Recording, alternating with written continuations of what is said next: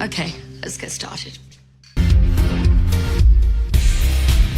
Just raise your glasses high.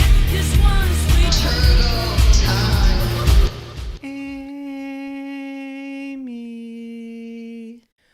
Riley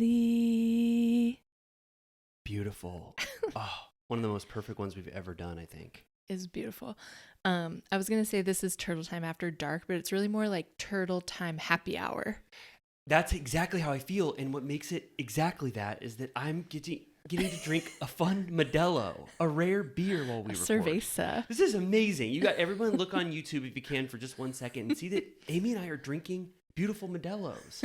We have a kind of cuckoo setup today with, I don't know about how we set this up. In the foreground, there's the Brittany, Us Weekly magazine and some flowers. It kind of looks like an in memoriam or something, but I don't know. It's cool. Possibly an in memoriam to Brittany and Jax's marriage. It's true. Which last night on Watch What Happens Live, not to get immediately into it, but Kristen and Schwartz both did the disagree that Jax and Brittany's relationship is salvageable. Yeah. And that's two different spectrums. Right. The Schwartz spectrum Right. and the Kristen spectrum. Yeah. I think that like now that she's in that dope Airbnb, she's like, I'm out of here, dude. Imagine she's just probably spinning around in her pajamas, gliding down the stair. What is it called? The stairwell holder or whatever. What's that called? Banister? The banister, sliding down the banister, like having the time of her life. I couldn't even imagine. Yeah. She said that Jax has a really negative mood in this most recent episode of Valley. She said he's got like a black cloud always surrounding him, and she's more positive and upbeat. Yeah. So she probably is just living the life in that fun, beautiful Airbnb. Yeah, I'm sure she's light as a feather. Do you think now, like definitively, because Kristen and Schwartz said it, are you pretty on the side of this? They're never coming back.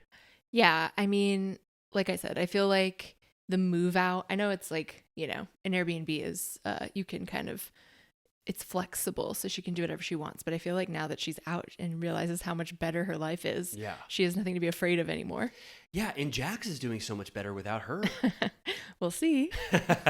Well, this was a big news week. I mean, one of the biggest I've ever seen in my life. On Monday and Tuesday, it seemed like all of the updates just got dumped on the world. Yeah, there were like all of those Bravo Instagrams and stuff were aggregating. Andy ran through them all on Watch What Happens last night. But more importantly than the Bravo news, you have huge news. Oh, that's so sweet. Oh, yeah. Oh, that's nice of you to bring that up. Bigger than Crystal leaving, bigger than Robin leaving. I don't know if it's bigger than Robin leaving Potomac. Oh, that's so sweet of you to say. Yeah, the reason why I seldom drink beers anymore and why I'm getting a rare beer today is because my wife, Megan, and I are expecting a child. A little turtle cutie. A little turtle cutie. We've already started potentially thinking of names for her that are turtle-centric. And she's going to come into the world in August. It's so exciting. Yeah. Congrats. Are you proud of us? We are. I said we. The world? We all. The royal we. Good. I'm so glad. Yeah. It's a really, not to be silly, but it's amazing. I can't wait. I've never done this before in my life. I've never had a child, and everything is going well in terms of all of the ultrasounds and everything. Yeah. But we were very reticent to like say it early, Sure. But now it's like, she's got a good chance of making it.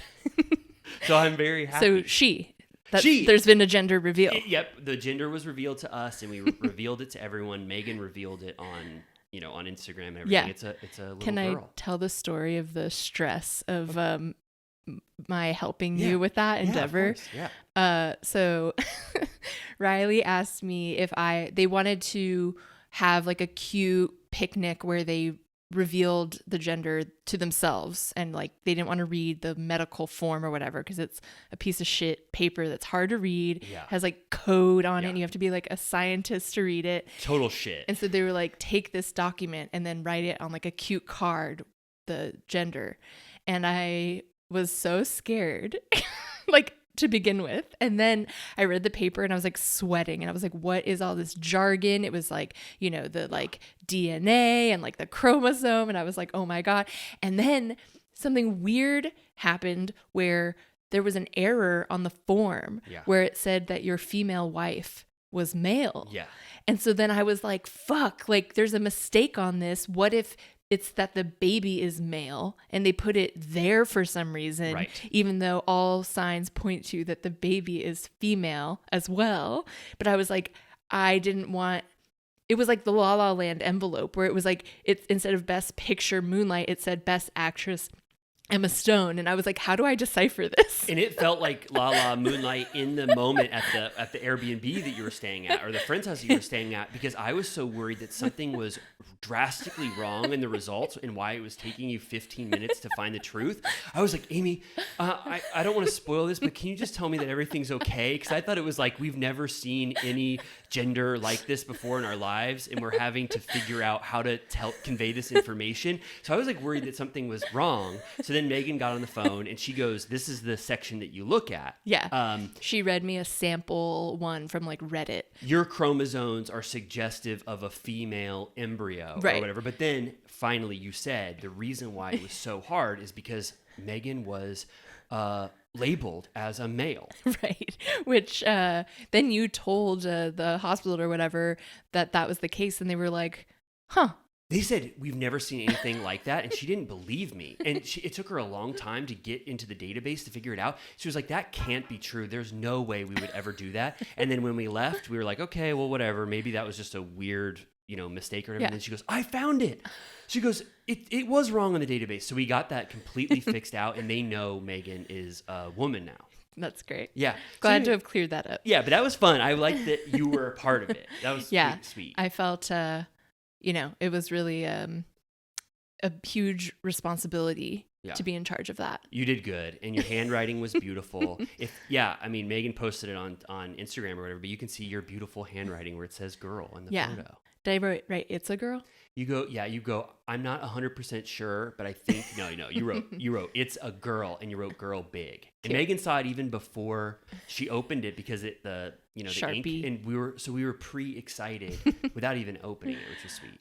That's great. Well, yeah, I'm excited.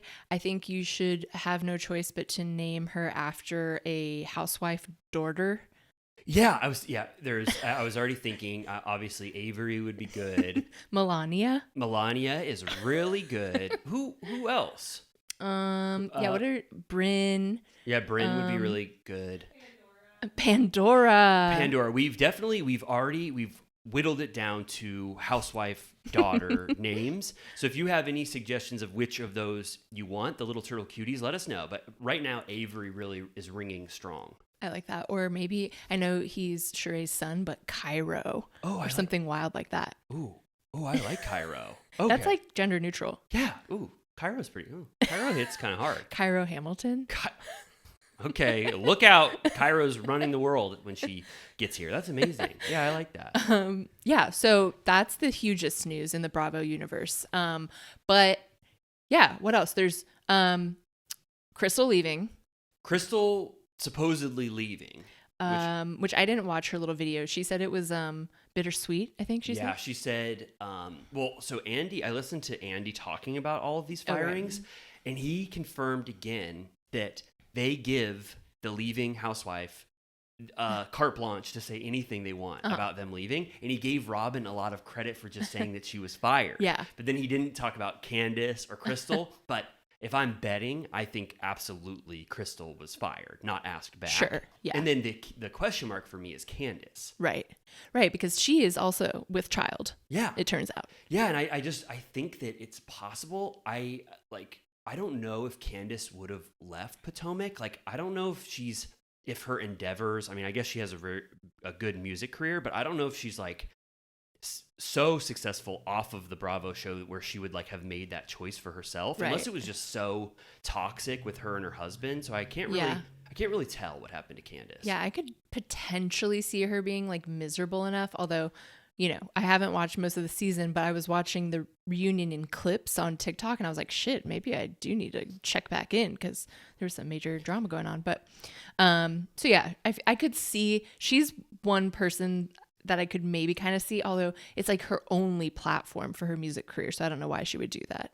Yeah, I really have a hard time, but I also don't understand why they would fire Candace unless they thought that Giselle would like blossom. Like if they have to keep Giselle and there's such a conflict between Giselle and Candace that maybe they just decided to go with Candace to right. But I mean, if I was choosing between Candace and Giselle, I would probably fire Giselle, unfortunately. No offense to Giselle. And then wasn't there like a 1-season wonder that got fired too? Yeah, one of the Potomac newbies was also, which I think people knew that she was probably, they I think it's been received loud and clear that this season was a complete flop. Yeah. I feel like everyone stopped watching at once. Yeah, I think everyone once we made the call and everyone the world kind of once it got to the voodoo curse stuff, I feel like everyone just said, I don't want to see any more of this. Yeah. What's her name from Orange County and what's his name are engaged. Oh, right. Jennifer Pedranti and Ryan, I forget his last name. Yeah. They got engaged. That's kind of cursed.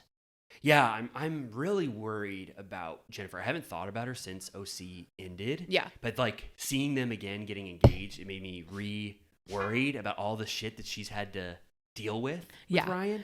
I just remembered that at BravoCon in that hallway at that hotel, I saw her after hours and I said, you were a great first season, like really brought a lot to the table. And she literally stopped and like put her hands over her heart and said, thank you so much. She's sweet. Like she like really appreciated it. That's so sweet. I liked her. I think I did too.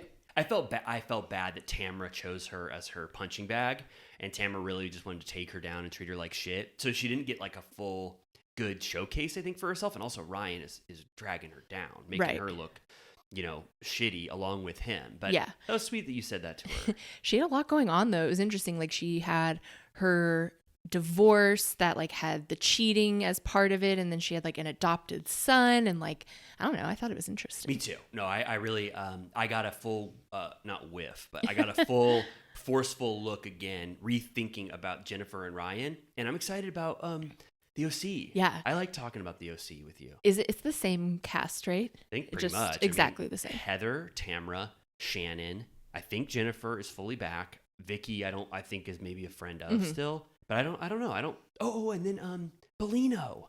Oh, right. Is that like official? I'm unless she's just a friend of. Right. But I thought that she was like.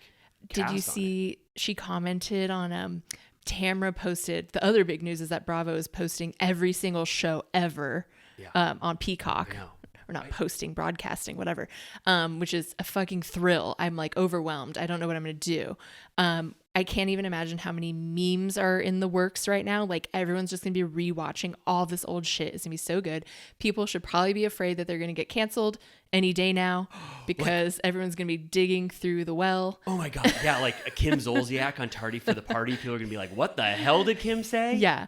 I just watched a clip. I mean, this was just Beverly Hills Housewives, but it was like a montage of, Yolanda being an almond mom and just like all that shit she said to Gigi about like how she's not allowed to eat, and she goes, if you're feeling the sensation that some people call hunger, put a salty almond in your mouth and suck it for 20 seconds and then spit it out in the disposal.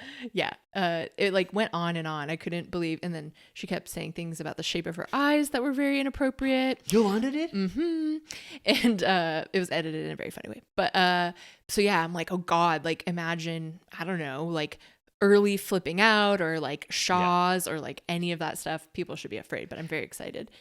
They should put a little disclaimer and say the following Bravo Vault programming should not be cancelable, or just say that, or just warn people there is a lot of cancelable behavior in here. Please try to keep an eye out for anything that you find objectionable, but don't. It's like Disney movies from like the 30s that they put on Disney Plus. They have to be like, warning. I think of that vault list, I think what I want to watch Don't Be Tardy for the Party, and I also want to watch all the wedding specials that I never got to see. The Candy one, there's a Nene special. Oh my God, I remember that so much. Nene made everyone, all her bridesmaids get Botox. Wow, really? Yeah. That was her remarrying Greg? Yes. Whoa. Yeah. Yeah, there's so many, and there's a Tamra one, and Alexis commented on Tamra posting about it saying like, so fun to relive this moment with you, and soon you'll get to live something like this with me, implying that she'll be getting married soon. Yeah, and she called him Johnny J. I think, didn't she? I don't remember. Yeah, I mean, I'm horrified by that John Jansen and Alexis Bellino. Psycho. And then he's like suing Shannon right now. Like, Shannon tried to say John Jansen was camera shy. I think we talked about this a lot. Yeah. That he was like averse to filming and he hates it or whatever. But then obviously, like no one has ever been more trying to get on camera than him if he's doing this Alexis Bellino stuff and potentially getting married to her immediately. I mean, it's a nightmare, but potentially in a good way. Yeah, I think it'll be good. Crazy to watch. Yeah. But yeah, I'm trying to think. So like my favorites off the top of my head. The thing is, it's like, do I need to rewatch? I mean, I will definitely rewatch like Rachel Zoe Project. I was obsessed. What is that? It's the stylist Rachel Zoe had a reality show, and it was just about her like day-to-day life. And the really good episodes were like when she'd be working the Oscars and she'd have so many clients lined up. They would never show the clients because they were like Jennifer Garner and like, you know. Would she talk about them though? Yeah. She was like, she had discretion, but she would talk about like the stress of like, and then it'd be like her assistants, like Brad Goreski.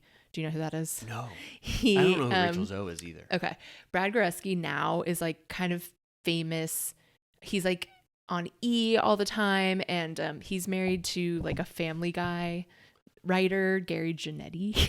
Oh. And he always does like, you've probably seen his Housewives impressions videos where he like wears wigs and like does lip reads to them. Well, maybe I have. But he used to be her assistant, and like that's where he started. And it would be like he needed to like get his ass on a flight to Paris to pick up this gown, and like there was a water damage, and like it was just like really fun. Wow. Did it get canceled? It was on, in my memory, a good long time. I don't know what happened. I feel like some of them just like phased out because she was pretty famous at a certain point. So I don't know. And I remember at one point she, for Paris Fashion Week, had vertigo. Oh, it was really? very dramatic. Was she falling? Yeah, she was like, ugh. Oh my God. Wow, I'll watch that too. Yeah. And like Tabitha Salon Takeover was really fun. Flipping Out, like you said, all the like spin-offs. And like, I guess I don't think I ever made it through Jax and Brittany Take Kentucky, so I'll watch that, I guess. It's good. It's very good. I think you got to lower your expectations just slightly, but if I remember correctly, it's really fun. Yeah. I think Jax throws a big blowout like gala in Kentucky at the end. Not a gala, but like he rents out a place to show off that he gave $10,000 to Brittany's brother so they could have a baby, and it's really good. It's like well, it's highly relevant right now. Yeah, so it's good research. Oh yeah, that would be fun. Well, cool. Yeah, I'm glad that they're opening the Bravo vault. I know. It's so, I mean, it probably took them a while to figure out all of those rights, and then they, I assume, wanted to do a blowout where they did it all at the same time. When is it out, the Bravo vault? Now. Really? Like Peacock is flooded. Oh, wow. I was looking for like The Valley or whatever, and I was like wading through all these other random shows. Wow, I'm excited. Okay, good. Yeah. Was there any other news that we wanted to talk about before we get into Vanderpump Rules? I think those are the big announcements. There was like that Miami breakup, which seemed to be a really big deal, but I'm behind on that. I watched the first season of Miami. My mother-in-law was in town, and she loves Miami, and we like watched the very first season. The very first 2010, Yeah. I think, season, and it was actually good. I love, oh my God, Mama Elsa. Who's that? It's Marisol's mom? Yes. Oh, yeah. She's amazing. Oh, I love her. Yeah, she was a real huge standout. Yeah, First the season. pantheon of like the mothers and like grandmothers.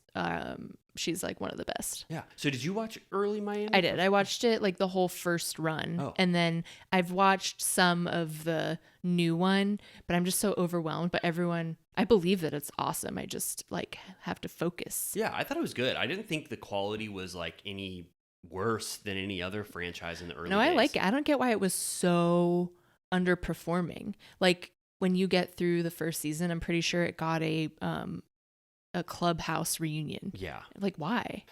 I don't know. Yeah, I mean, it was a good decision, I think, to pick it back up, I guess. But yeah, I'm gonna keep watching it. I need, we're kind of in a Housewives drought. Sure. Until New Jersey. New Jersey's pretty soon though. Did you see that thing that I sent you where it's like this is the first time since the Obama administration, there hasn't been a currently airing Housewives franchise. Whoa. Yeah. Oh, yeah. There's nothing right now. No, because I didn't even think of Potomac that. just finished. Beverly Hills obviously done, and Jersey's the only one waiting in the wings. And I think Roni. Well, I don't know. Roni would have been later, but I don't know. There's something wrong with the scheduling. Yeah, I feel like they're really trying to reassess some things right now. Yeah. But that's interesting. Honestly, I could use the break. Me too. We're loaded up. Vanderpump Rules, Valley, Summer House, and I mean, I feel like, unfortunately, we're giving a little bit of short shrift to Vanderpump Villa. I think That's true. they really bought the shit out of you and I and courted us very well. Yeah. And I think you and I, well, I don't know, when we ever have time, we got to peek back in on Vanderpump Villa because I wonder what the hell is happening there. That's true. Yeah. We need to earn our way back into their But you know, pockets. can I tell the little turtle cuties what's really nice? What? For the first time ever in Amy and I's lives together, we got Vanderpump Villa screeners for the full entire season.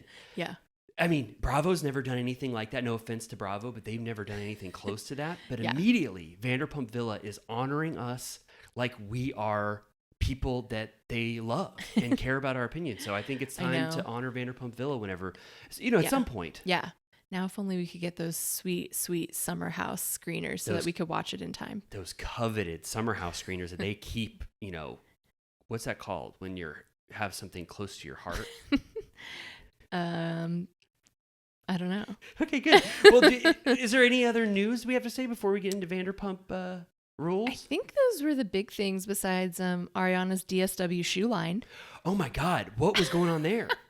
It seems to me that it's more of like a curation because it's not like she designed shoes. She like chose her favorites, I think, of what they have already. Did you take a peek? There's some Adidas. There's some Steve Madden sandals. Oh my God.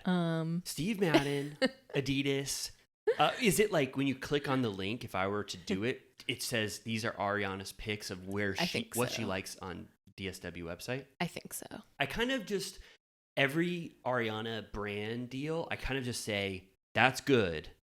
I'm glad. But then I don't really, I don't pursue it Sure. at all. That one just for me, I didn't peek in at what shoes she was offering, but I'm just glad that every time, it's like it's a win for Ariana. Take the cash. Yeah. Do you ever read, I don't know if this is your thing, but that website, The Strategist? I think I've looked at that before. It's, anyways, it's like they have famous people give their can't live without list. Oh, I've seen that. And Ariana did one and she snuck a little Bic razor on there. Really? Mm-hmm. Wait, when did you do this list? I saw it today. Whoa, it's brand new? Yeah. What do you remember at all what other must-have essentials that she had? It was pretty boring. It was like comfortable, like orthotic slides that she came to love during Dancing with the Stars when her feet were all fucked up. Okay. And then there was like a candle. It was that brand like DS Durga or whatever, which is good. You've had one of those? Yeah. I haven't tried hers exactly, but I believe that it's nice. And it was the Bic. And then it was like a moisturizer. Like it was like, kind of bare bones. Sorry. Okay, well, I'll still take a peek at it. GQ does the same thing with their list. Like have you seen that? Well, they do. Yeah, I guess it's for men. Have you ever watched that? Like Jeremy Strong did one. Ooh, I would like to watch that. I'll send it to you right after this. It's awesome. He's like, it's like chapstick, orthopedic slides, but then he also puts a bunch of books that he loves, nice. like 5 books about acting, and he is so those long-winded Jeremy Strong things where it's like he goes fully in on why he loves these books so much. It's amazing. I miss the Jeremy Strong internet. Me too. That was so fun. I think that because why can't we have him anymore? He's on Broadway. He's so busy. Yeah. Him and like that show that he's in with Michael Imperioli, that potentially would be my favorite thing in the world to watch. 2 of my favorite actors. Gotta fly out. We gotta get you those pills. Will you go to Broadway with me? I told you I'll go anytime. Okay, good. All right, well, let's go to Broadway. We kind of missed, unfortunately, Chicago. I know. Is there any way you think Ariana would ever do a little last minute special performance. Maybe we can go with the regular cast because it'll be like $40 and you can just squint and pretend it's her. Oh, you're saying so when they keep doing it without her, Yeah. potentially, I just pretend. Yeah. It's like it might be the longest running. I don't want to make up a stat, but like it's been there my like whole life. Chicago. Yeah. So is it very like kind of 1950s? I think it started in the 70s. Fosse heads don't get mad, but I think it was maybe the 70s. Okay, nice. Roxy Hart, you said. Yeah. Great show. Oh, good. We got to watch that movie. Chicago? Yep. Okay, I would love to. Okay, good. Well, I don't know. Do you need to take a certified turtle piss? Let's do that just so that we can get our ducks in a row. Okay, sounds good. All right. We're back. How do you like them apples? That's what this episode was called. It's true. Can you believe it was called that? I mean, obviously immediately thought of Good Will Hunting. Me too. Immediately. It recalled to my mind the scene where Matt Damon gets that person's number at the bar in Right. front of those Ivy League assholes. Yes. Remember when they think that he's trash, obviously. Yeah. Because he's a janitor and they've never seen Townie. him. Townie. But all of a sudden, I think if I remember correctly, Matt Damon starts saying like stuff like Voltaire was really good, Adam Grant, the economist, and then the guy kind of with the ponytail is sort of flabbergasted that this janitor knows this. And then I forget who it's Minnie Driver. Yeah. She is so attracted to Matt Damon because it turns out he's smarter than he was. And then that's when he says that. He's like 9 times 5 is 45. He was kind of blowing that Ivy League guy's mind, kind of a Harvard stuffed shirt asshole. I feel like you've seen it more recently than me. You really remember it. I actually just saw Good Will Hunting about 2 weeks ago. Oh, wow. Should I rewatch? Maybe like a month ago. It's good. It's very good. It's very interesting. They did the Quentin Tarantino model where Yes. they're like, if we make this low budget but with 1 star, I don't know if it's exactly the Tarantino method, but they're like, we get 1 star, we make it a meaty Oscar role for That that they one can person. film quickly. Make it easy where all their scenes are in offices or Yeah. his bedroom, like very like limit their scenes, and then it's great. It's and like they got his ass an Oscar, right? they Didn't got Robin his win ass, for that? It was mission accomplished. Robin Williams, it was perfect for him. I love watching. I've probably seen the same video like 5 times that comes up on TikTok of Ben Affleck talking about that strategy and like how they wrote it and how it came to be. And I'm like, I could listen to him talk all freaking day. I think he's a cool guy. I'm sorry. Ben Affleck? Yes. I think he's so cool too. Well, I was never We're in agreement. I was never on board with the Ben is a stinker. Yeah. Whatever. Like when the He had to Renaissance. like climb out of the lurch. Yeah, he had to. He had his career. He was fully like a A-list star, and then he did 5 flops. Yeah. And people were like, Ben Affleck completely sucks and he'll never come back. And then he started directing Gone Baby Gone. Yeah. He did Gone Girl. Argo. And then people were like, wait, this Ben guy actually has what it takes. And then, unfortunately, it's cyclical. He started flopping again, and now I Yeah. feel like we're ready for a Ben Affleck comeback again. Yeah. The last movie I saw like the day before the lockdown was what was it called? The basketball one? Like he'll Drunk- be back or Yeah. something. What did you say it was? Like something about coming back or Yeah, I totally know exactly. It's him staring forlornly at a basketball court. Right. And it's about being a drunkard Yeah. who finally has is to able start again. Yeah. Anyway, yeah, I also wanted to see that. Was that good? It's like a good like airplane movie. Like it's enjoyable. I think he's great. I mean, I think I stand by Gone Girl. I think is like one of the best performances of all time. Him in that Yeah. is like the perfect fit. And I love that David Fincher saw something in Ben Affleck to Yeah. take that lead. No, role. that was fun. It was almost like not stunt casting, but like He it said was like meta. He said Ben Affleck is a very duplicitous individual, and so he's perfect for this role Oh, because wow. you don't know if he's lying or not. That's crazy. And didn't they also like get into like a deep argument about Ben refused to wear a Yankees cap? I think so, yeah. But they had this repartee in the director's commentary where I think they love just giving each other shit. Like that's their love language. That's fun. It's like, Fincher's like funny actually. yeah, he's a funny guy. I need to get back into the DVD commentary era. It's fun. I could actually send you something there on the podcast app, anywhere you get your podcast, not to promote another podcast, but there's a director's commentary podcast where they're ripping old ones from DVDs and they release it so you can just listen to them whenever you want. Wow, I got to get in before they get shut down. Yeah, you've heard that famous, fun Ben Affleck commentary on Armageddon, right? Oh my God, yeah, where he's like deconstructing the logic. He's talking shit so bad about how it would be so much easier for NASA astronauts to learn drilling than it is for drillers to learn to be astronauts. He's just like shitting on the J.J. That's Abrams very funny. premise. I It's love awesome. that one. Yeah, he's so cool. I think he's dope. Yeah. Oh no, I don't think we're gonna get any blowback from saying Ben Affleck is a full-blown amazing And person. I know I've heard that his Spanish is like funny because it's kind of like bastardized Spanish, but again, I could listen to him speak Spanish all day. I don't think I've ever heard him speak Oh, Spanish. it's good. Whenever he does a press tour that like is en Espanol, he fully speaks in the full interview in Spanish. And some people say his Spanish might be better than J-Lo's, but Wow. I didn't say that. No, people have said that. You don't stand by that. That's just you're just bringing. I can't judge.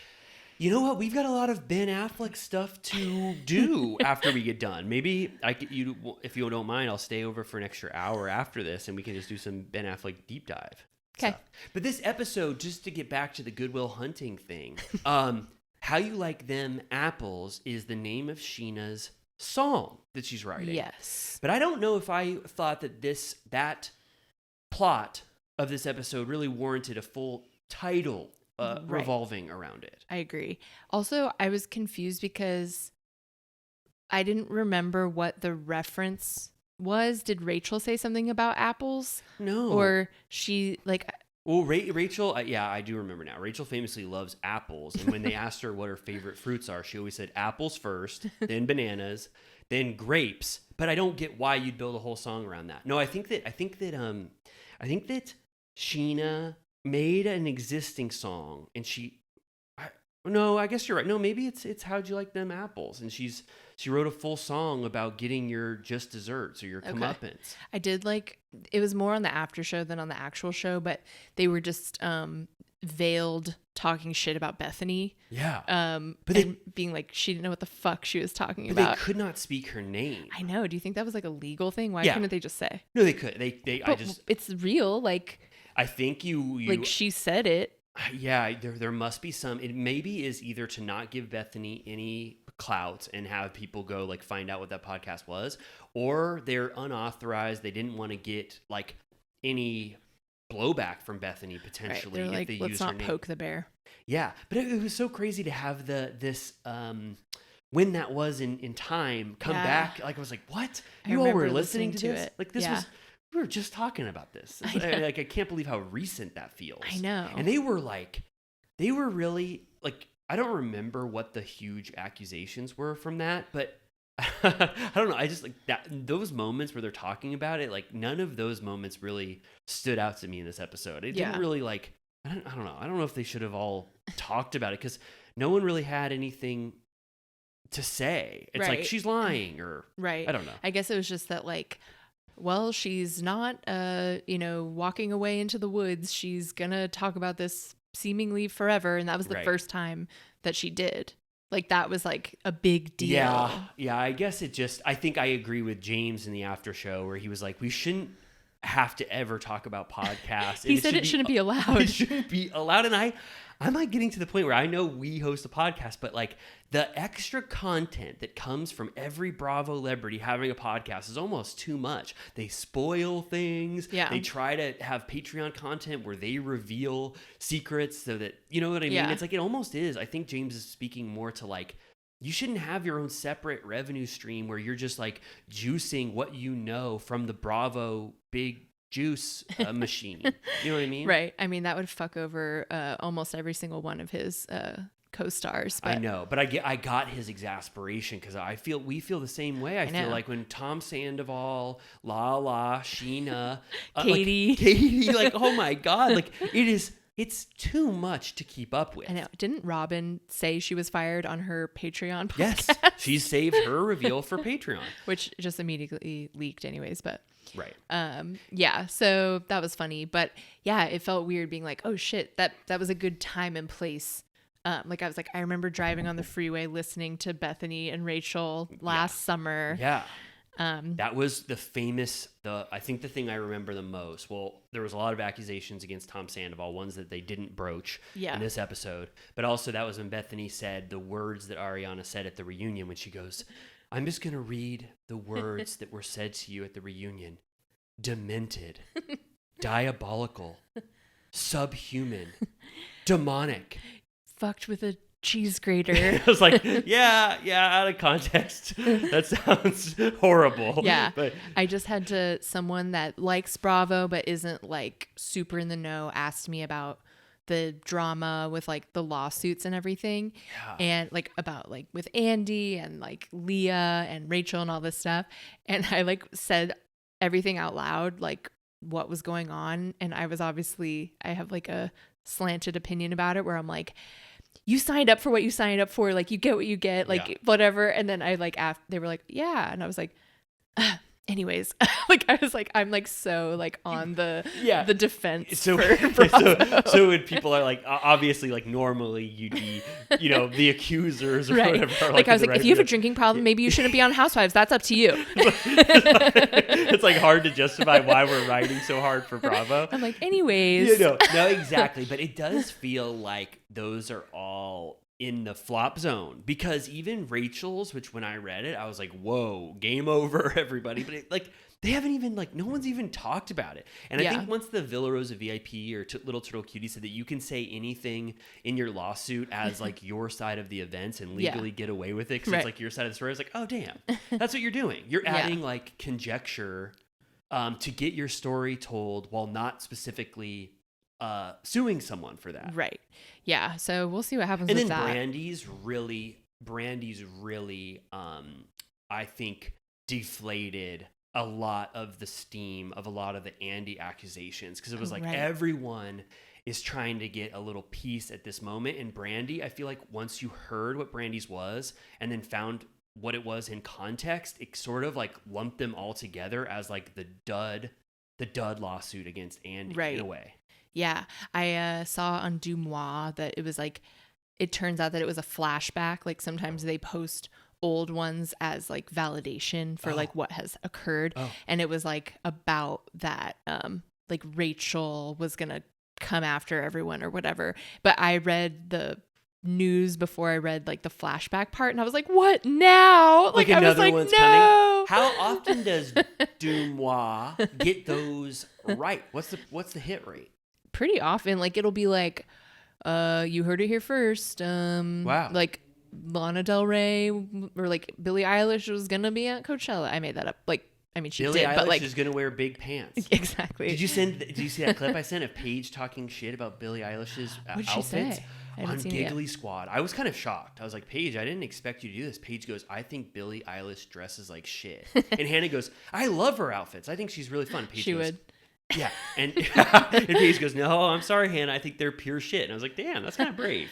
I do kind of enjoy. I feel like Paige, like is a hater for fun. Like it's not that serious. Like on the after show last week, her and Sierra were talking about all of the things that give them the ick, like from a guy, and it was just literally everything. It was everything. Tying your shoes like without bending your legs. It was like they were like, ew. Yeah, it was like holding your laptop in one hand. I was like, there was like every single ick in the world. It was funny. Yeah, that was good. Okay. Okay. Sorry. Oh, right. Okay, We so got I can breeze us through, because in reality, I thought that the first half of this was like sort of boring. No offense to Sheena making a beautiful, beautiful music video at Kyle Chan's studio. I didn't know he had a store like that. Me neither. Because back in the day, he just had one of those private jewelry places that you like get buzzed in and it's more of an office. I didn't know he had like a storefront.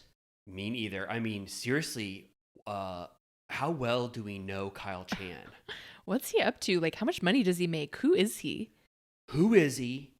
I know he runs a jewelry store and has a jewelry business, but also he's has a whiskey brand that's coming into the world, Black and Gold. Right. But I don't know anybody. But I'm interested that he can be the one figure in this world that everyone loves, despite his absolute loyalty to Tom Sandoval. It's strange. I want to know more about him. Do you think Yeah. that? I mean, I know I say this every single week, and we'll never do any Should we interview have him ever. on? Hardball, softball? I think Kyle Chan would be a great first interview because first of all, no one can get mad at us. Not Ariana and Katie and Sheena. They'd No be one. like, we love Kyle Chan. They would be like, we can't talk shit about Kyle Chan. Yeah. And then Tom Sandoval and Schwartz. Not that we want to appease them, but he's sort of a neutral figure in this. Maybe. What would you say?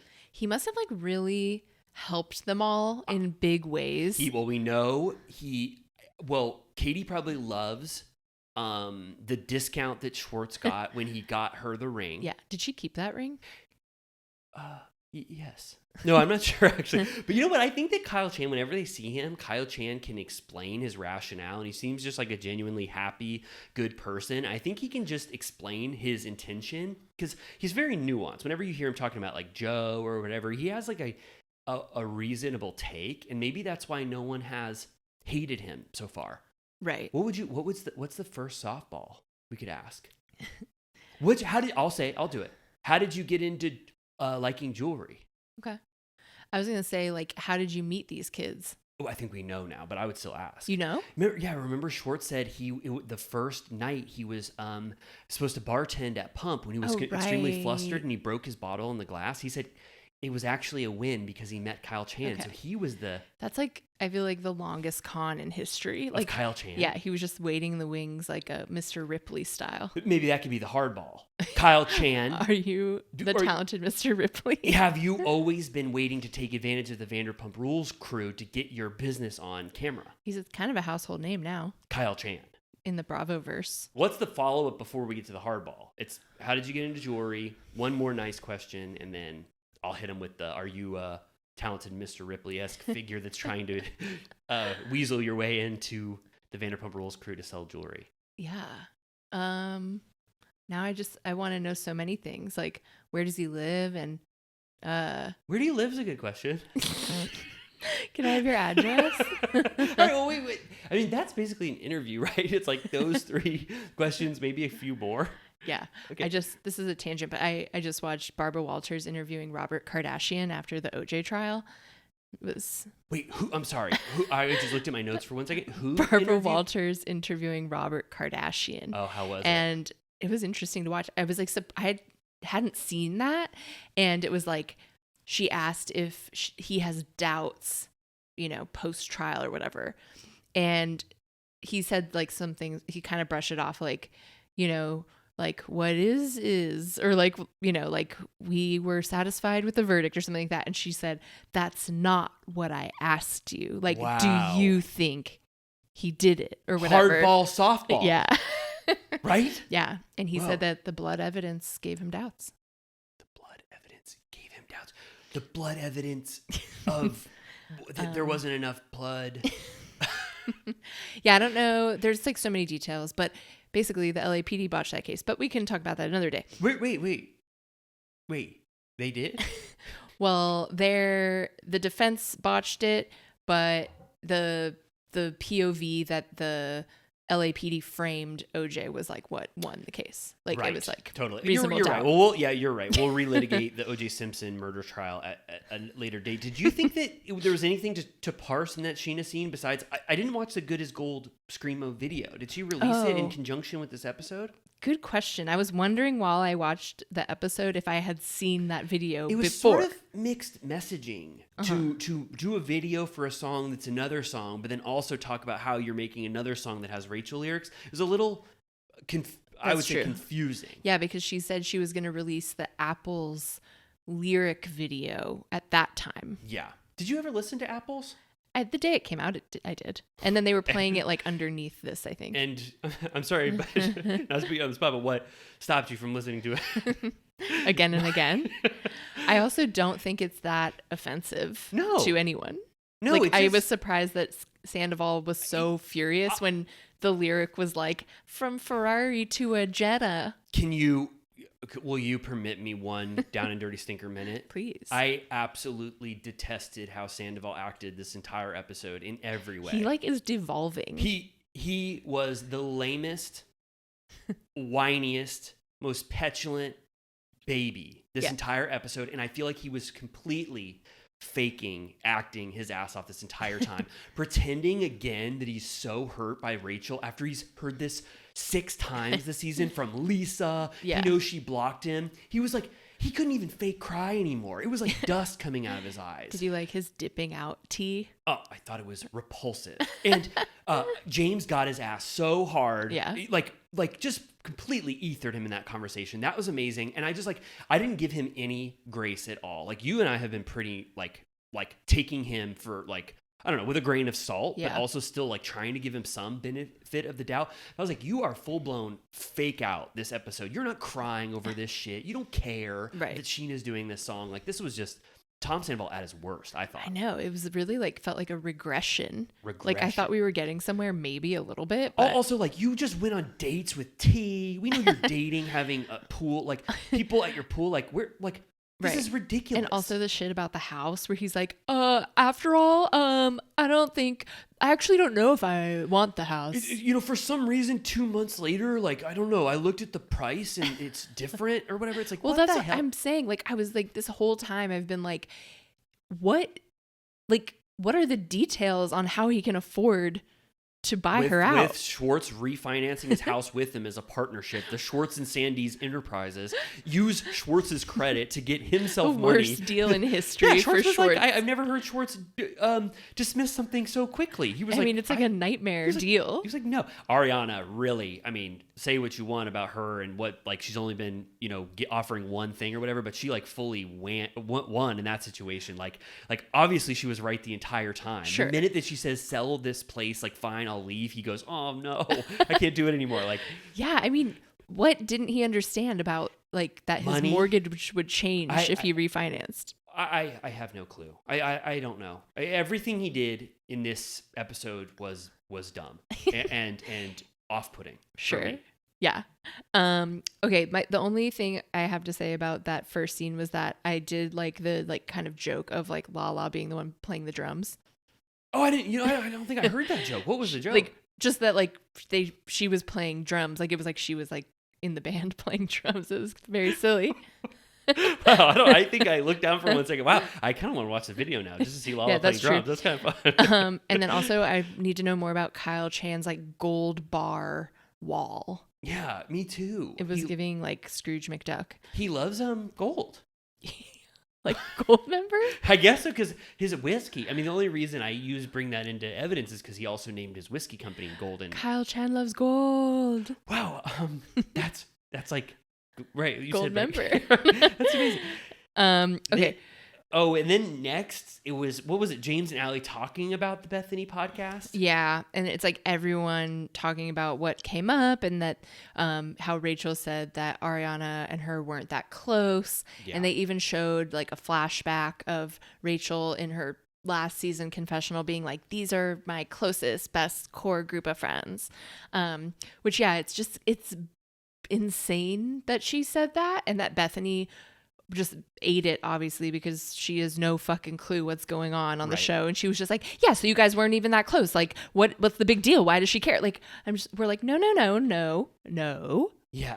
Is a rule of thumb now when like people are two friends and then when one friend says like we're not that close, like you just have to assume that they were, right? Like, I mean, it's like, because every single instance of this, like Sandoval saying James and him were not that close, it's like you just have to believe that they were probably Carolyn close Tinsley. enough. Yeah, right. Oh, we already talked about that too, right? Yeah, it's like, yeah, it's just ridiculous because it's like maybe you felt a certain kind of way privately or whatever, but you have to admit that you hung out constantly for like a year. Yeah, and also people have different degrees of closeness as friends. Like for some people, you know what I mean? Like my barometer for a close friend could be someone I talk to. I have to talk to them every 2 weeks and they have to always check in on me or whatever. But some people have more casual friendships and they would still be called close. Yeah, but Ariana kind of nipped that in the bud. She kind of like gives a lot of counter evidence, and even the editors do. It's like, Rachel, why would you why use that as ammunition for your case? Like, Right. You were close enough to where you know it was wrong. Yeah, I feel like once you're in the boat of like traveling together and holidays, like the jig is up. Yeah, I don't think we ever agreed with Rachel on that one. No, I don't think anyone did. Yeah. And then Sheena breaks down her storyline of like Rachel said that she did her a big favor staying with her cat or whatever, and then Sheena broke it down that Rachel only had to pay $1,000 a month out of $4,500. That didn't include cable and some other things. Yeah.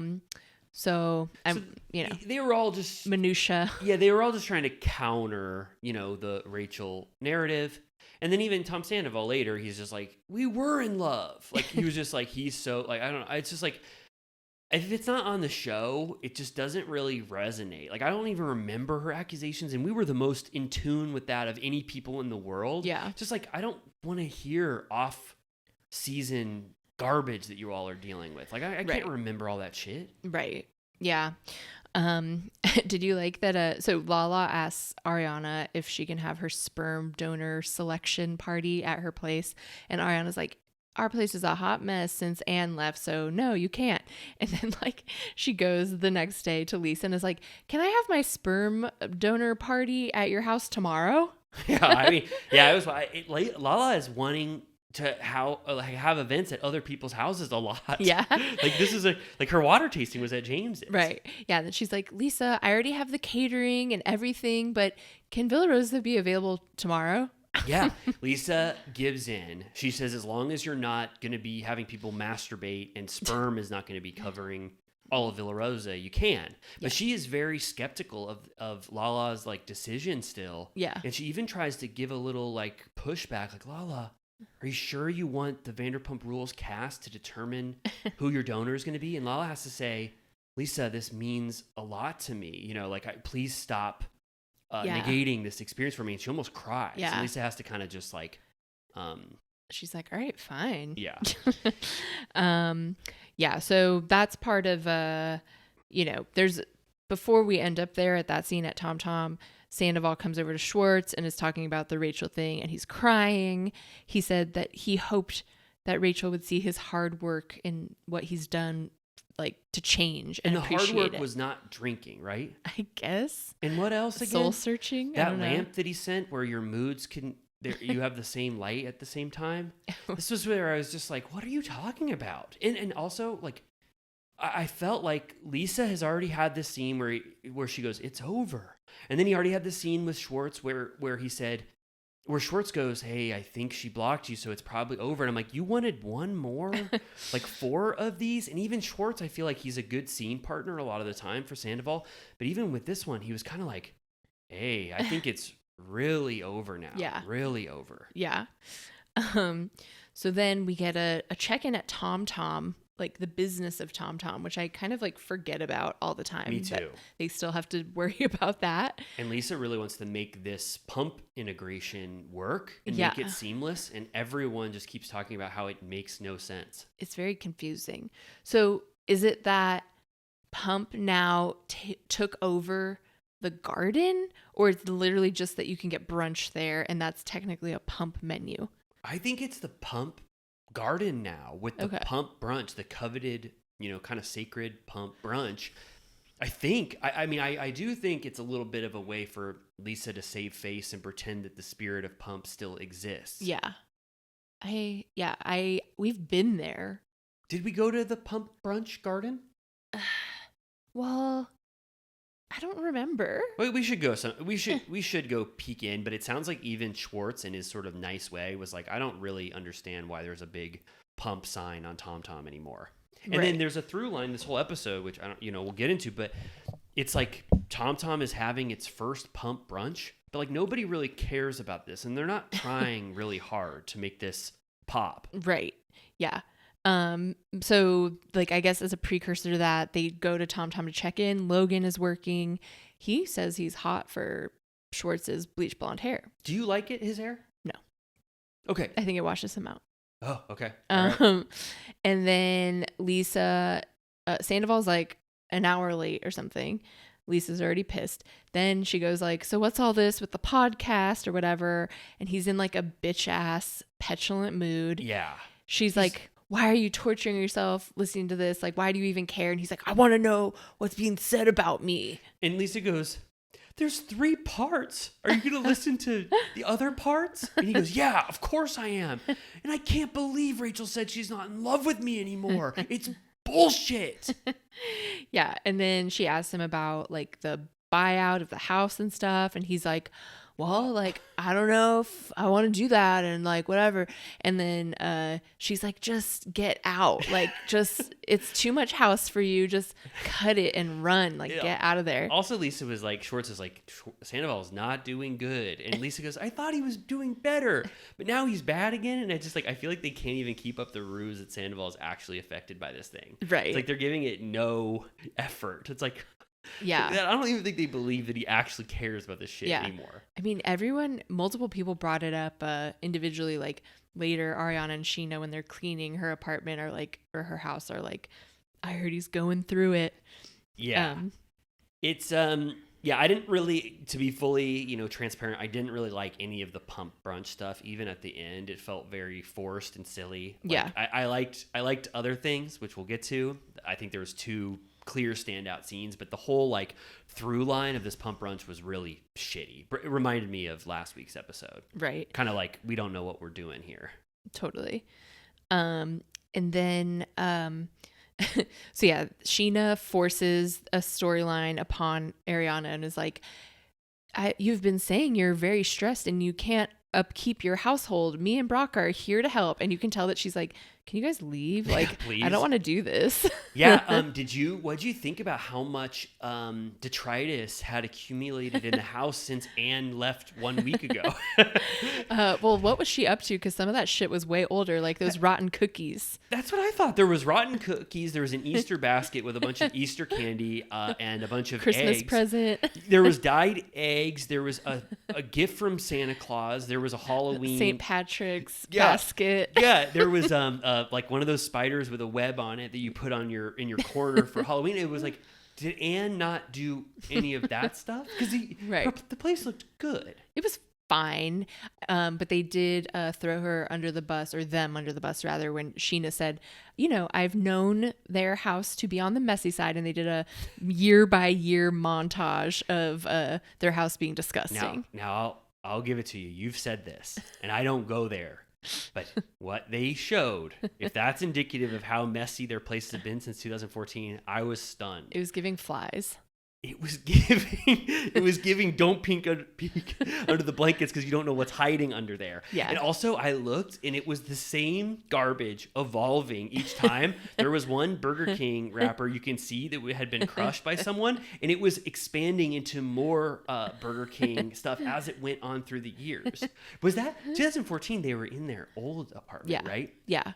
So what do you think is Sheena letting us know that, hey, just so you all know, whatever the excuse is that they say, they have been sort of a messy vibe for a long time. I mean, why do I feel like I have to defend Ariana when it's very clear that she's like, that she's they messy lived as in hell. that nasty ass apartment for years. Like, the fact that she even wanted to move in with him at that time. Yeah, like, with those stains. Yeah, that apartment was sicko, but I know that it was so cheap that I'll give her that. Like, they were bartenders at the time, like, fine. But it's like, compared to like Stassi's apartment at the time, like, you could have lived somewhere nice, especially with 2 of you. There was like there's a bunch of like hot chocolate stains you could see, and I just have to accept, like, I can't just defend it anymore. I think Ariana should just say a little bit, you know what, I am sort of, kind of messy. Own it. Yeah, because why do I have to do, because what Sheena indicated to me and what I saw with my own eyes was I saw some messy places. Filth.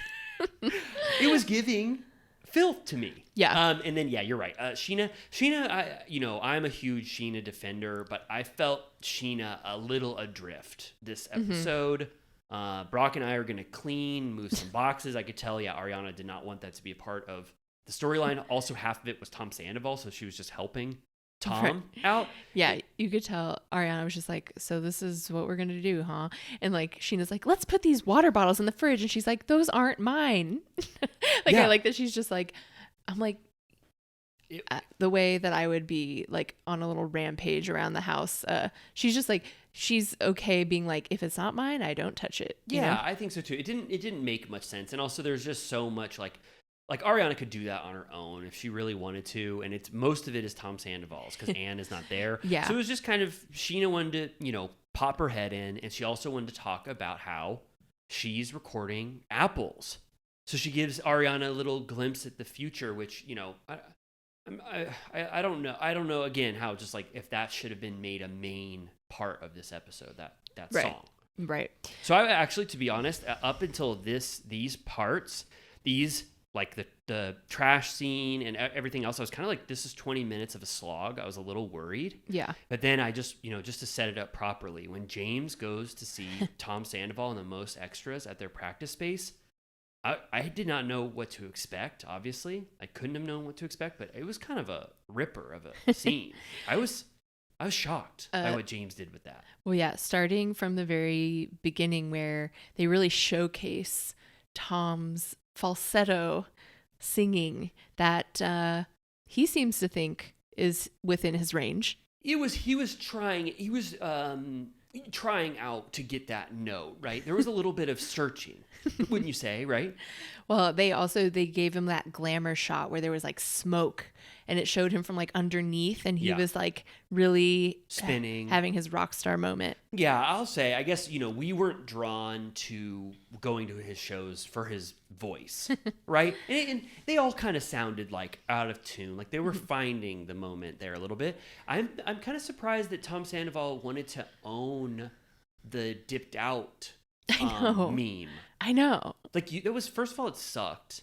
Yeah. It makes you look really bad. It's when you were lying your ass off. It's not that cool. You should have owned like Squirt or you should have done something else, but like dipped out, that's kind of the worst merch along with like the sloppy It's Joe like merch I cheated. Yeah.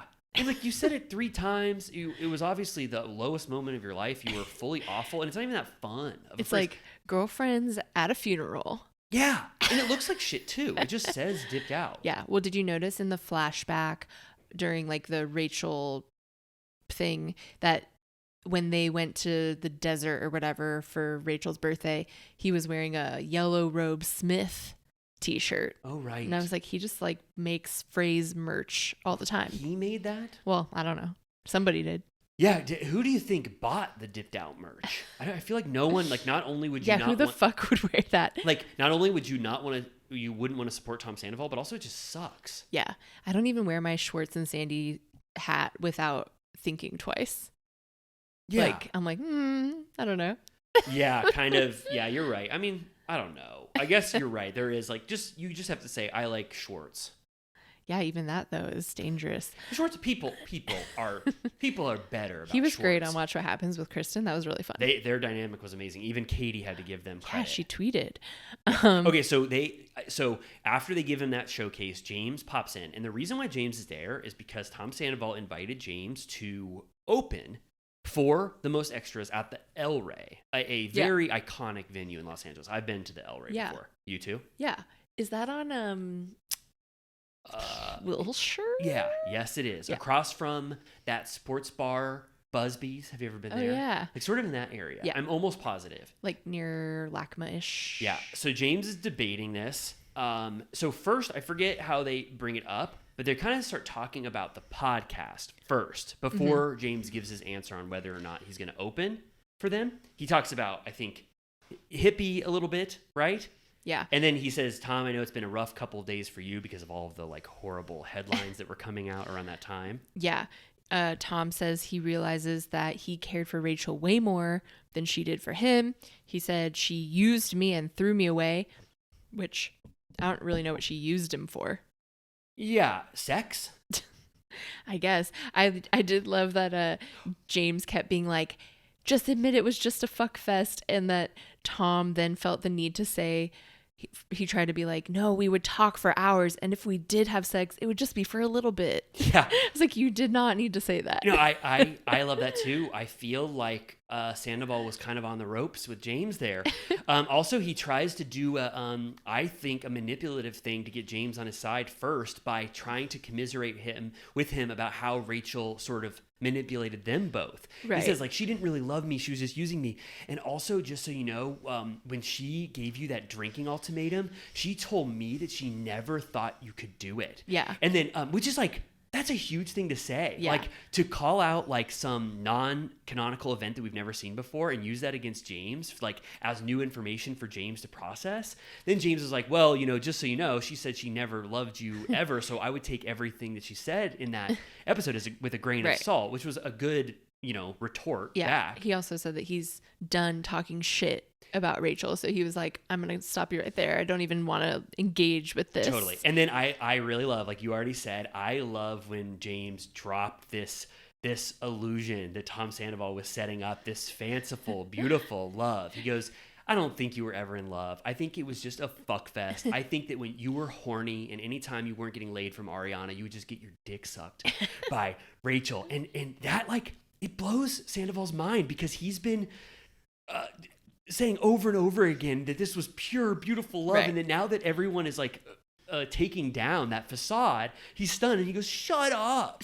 He goes, that was barely an aspect of our beauty and our love. We would only make love for just a little bit at a time, which was ridiculous. Like, I love that James brought it there and like just stopped this. And I think that I think Tom Sandoval was completely shocked that James like told him the truth, that you know, how he feels about it. It, like, everyone talking about this, and there was like a poll on Watch What Happens of like, were they in love? And I'm just like, at this point, what does that even mean? No, like, seriously. I'm like, I think they thought they were, you know, like whatever that means. What is love? Like, I think that Rachel has properly assessed, give her credit for assessing this properly, that she was in full-blown lust, honeymoon phase, thinking you're in love, while someone is lying their ass off to you and says, I'm leaving someone, and this is the best I've ever felt in my life. Like, obviously, I think she's looking back at that with the proper reflection. It's Tom Sandoval that's keeping up this ruse that this was the most beautiful love you could ever imagine in your life. Right. I really wish that he just said it was lust. Right. I hurt someone I love. And then even he tries to stop James from saying that you were so in love with Ariana. Don't you remember how many times you told me how much you love Ariana? And he's like, you don't know the truth. And James is like, what are you talking about? Are you trying to say that you weren't in love with Ariana actually? I feel like they were just both so defensive that there was like actually no message getting across in either direction, because then Tom was like, yeah, of course I loved her. Like, it was like he was like trying to be like you don't know what the situation was by the end, and then like James was like, you're a liar. Like, it was just, it was not a productive conversation is what I'll say. It wasn't productive because of how it ended, where I think Tom Sandoval kind of shut down and went into shut up mode at the end, just to try to deflect, but I do think, I don't know if Tom Sandoval has heard from someone put it that basic and vulgar, what really went on with him and Rachel, which I think is the real true interpretation of events. So hearing that, knowing that the world was going to see James interpret it that way, I do think he was shocked by it. Yeah. Like, but I get what you're saying, that it sort of devolved completely a little bit when they just started like fighting, and then James did get a little heated when he's like, and also your band fucking sucks and they're a joke, and I'm not going to open for you because I'm on to way better things. So fuck you, I'm leaving or whatever. So but I don't know. That used to be how all of James's conversations used to go. Yeah. Like, they would be very short because he would get so pissed so quickly. Yeah. But I do think that Tom Sandoval is trying to discount what him and Ariana had to make this make more sense in his own mind for why he hurt someone so badly, you know? Yeah. Like, if he was honest, like, I hope in a year from now, Tom, you know, when you listen to this, just drop this fake, phony bullshit that you think you were in mad love. Like, you know, we all know it was just whatever you thought love was, it was wrong. It was just pure lust. You just wanted to have sex with someone new in your life, and there's no excuse for it. There's no excuse for it. Yeah, he I mean in the after show he said that he's better off without Rachel, and he says good riddance. Yeah, but he says he still wants her to be able to eat though, so it's fine that she has a podcast. Right, as in get that bag. Yep. Yeah. And then when the conversation devolves, Tom Sandoval does the low hanging fruit with the DJ, and he goes, "Go push some buttons, DJ." And then James goes, "What was that?" He goes, "You heard me. Push buttons like a DJ." And then James laughs in his face and goes, "That's what I thought you said. Thanks, Sandoval." Did you see the video of Taylor Swift hearing his remix of her song at Coachella? Yeah, she looks very confused. I thought, yeah. People were trying to say like it was a win, which it is a win that he was at Neon. What's that thing called? Neon Carnival. Like that's amazing. I'm proud of him. But it didn't. It seemed like Taylor heard her song. And then was kind of confused when it went to the drop part. Yeah. The remix part. She like kind of like turns her head and is like, the fuck was that? Travis Kelce was confused.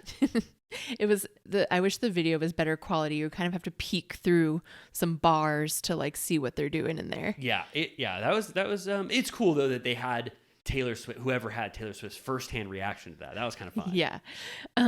Okay. So this is the Tom and Tom scene where, Sandoval asks him to move in, and it starts in an unhinged manner where I feel like Tom is really being fucking weird in this time. Mm-hmm. He's wearing his leg knife.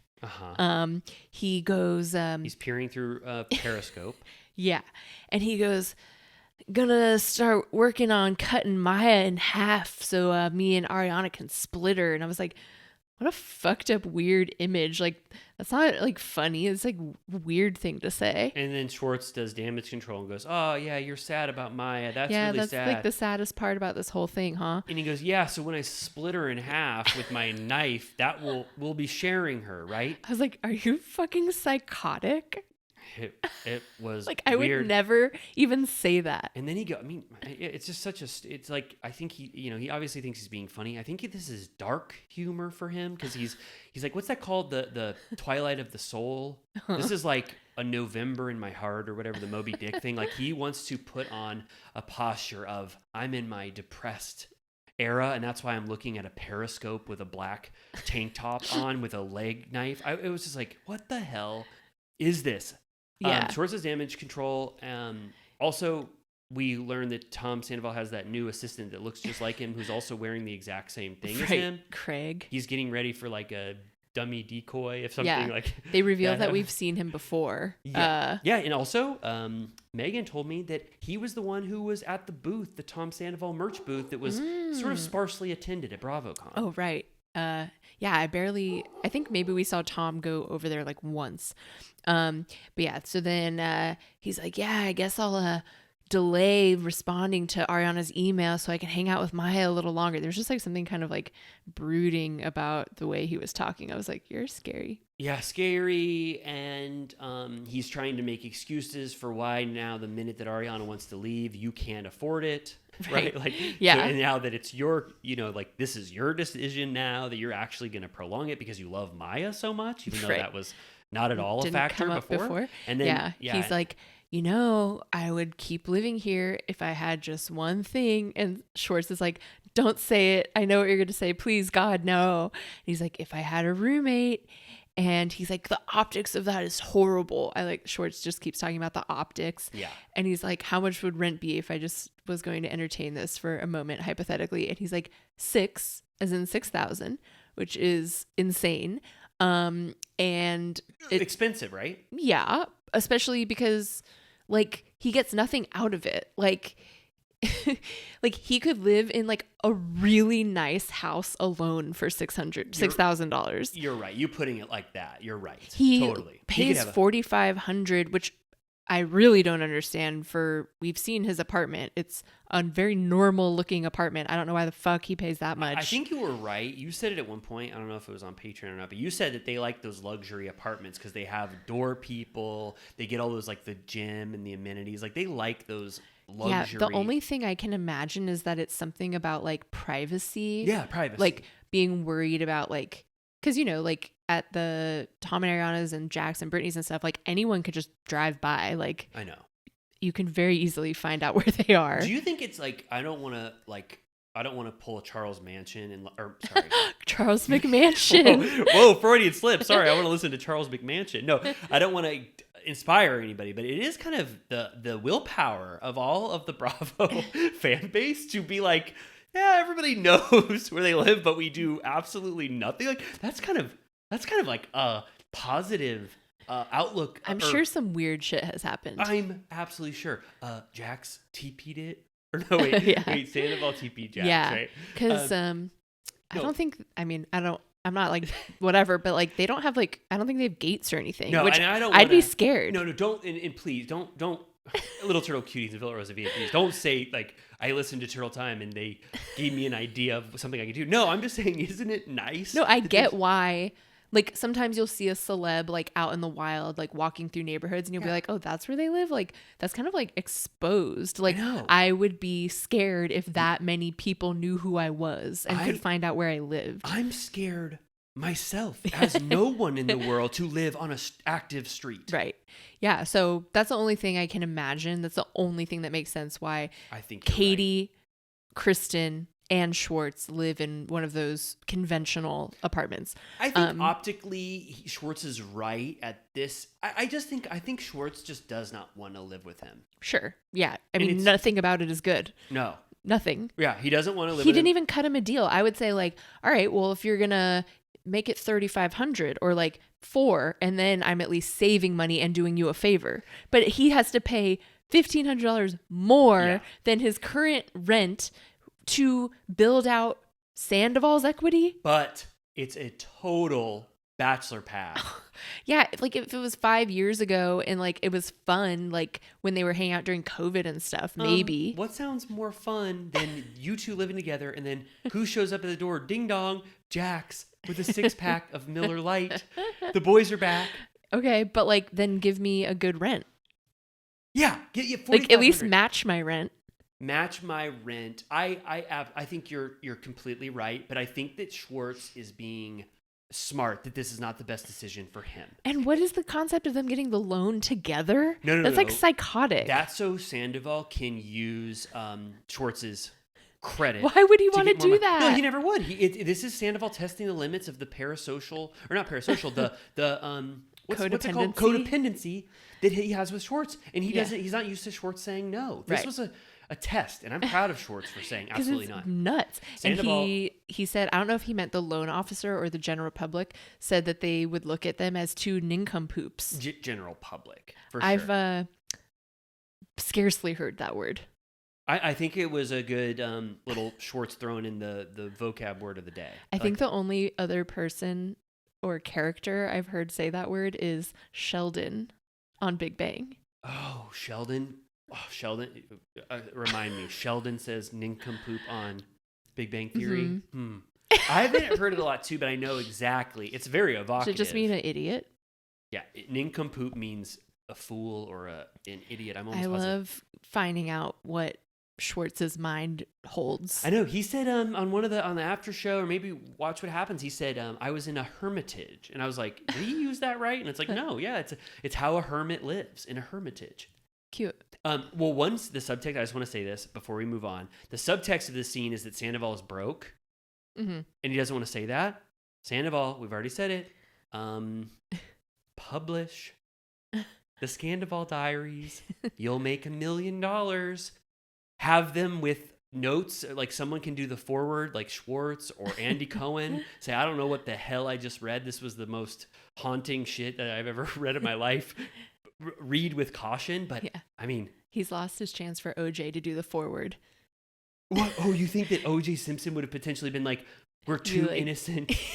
He's like, I've been the most hated man in America. Listen for me. Oh man. Well, I don't know. I guess is it bad that OJ died? We don't have to get into all that. Okay, so I was proud of Schwartz. Let's move on to, are we at Lala's sperm donor party? So I feel like Lisa still hates this, even though it's at her house.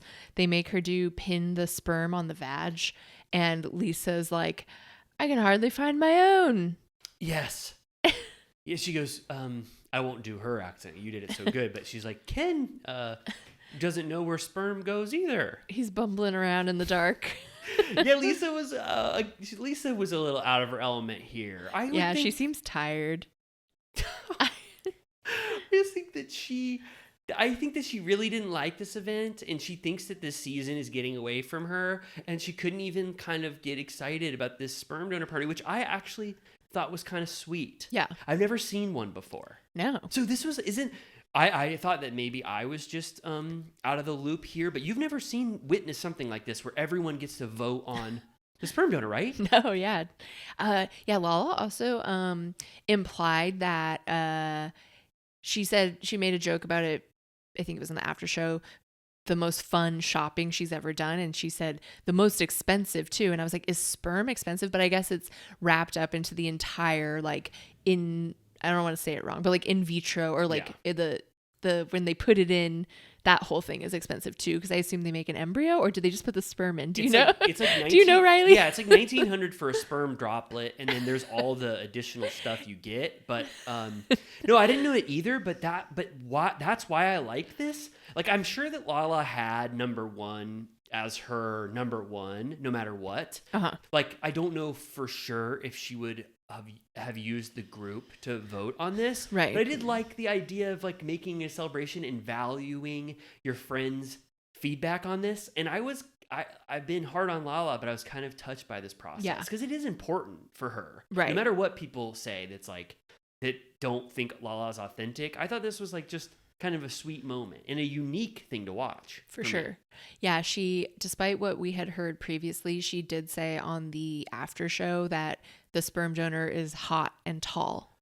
Yeah, green eyes, muscular physique. And she goes, and the fact that he's 6'2" doesn't hurt. Yeah. She was like, I might need to go find this man. And I was bummed out. Allie said that she really wanted to get his info to do the birth chart, and they will not reveal the city of birth, which she needs. She said GPA and birth chart are the two things that she wishes. Why GPA? I think if you're wanting to measure the intelligence. What was but like your high school? GPA, yeah, like you could be smart and like be like high school sucks. Yeah, Einstein famously had a really bad GPA, like 1.9. Okay, I don't think mine was that bad. Mine was 3.7. Really? Yeah, that's good. What was yours?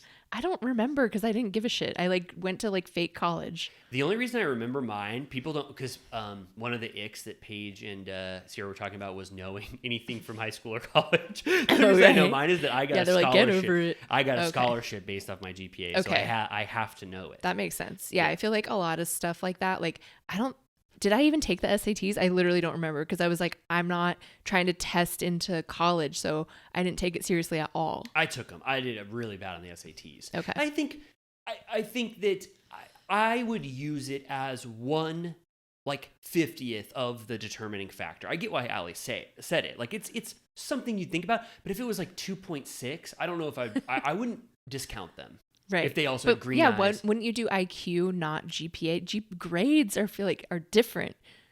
Unless she's talking about like get up and go. Like she means like that they care about school as well. Because I don't think that being a good student means that you're smart or vice versa necessarily. You know what? You're right. And I'm wrong.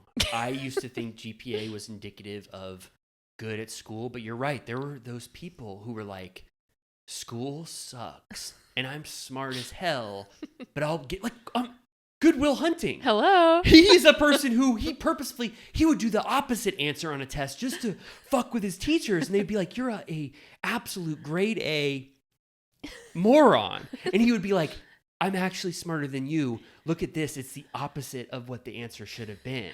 He's like, don't even look at my little chalkboard in the hallway when nobody's looking. Because he would have instantly solved any equation. He also, in Goodwill Hunting, he gets in a lot of fights with people. Do you remember that part? Not really. Okay, let's move forward. Did you like the Allie Katie scene? No. Okay, but the only reason I want to bring it up is that I think that Allie didn't do a good job of moving a plot forward, and she kind of got Dropped the left ball. holding the bag, because when she goes to Katie, she goes, so anyway, at paintball you were kind of saying that you're miserable and that you hate everyone, and then Katie has to be like, Who said that?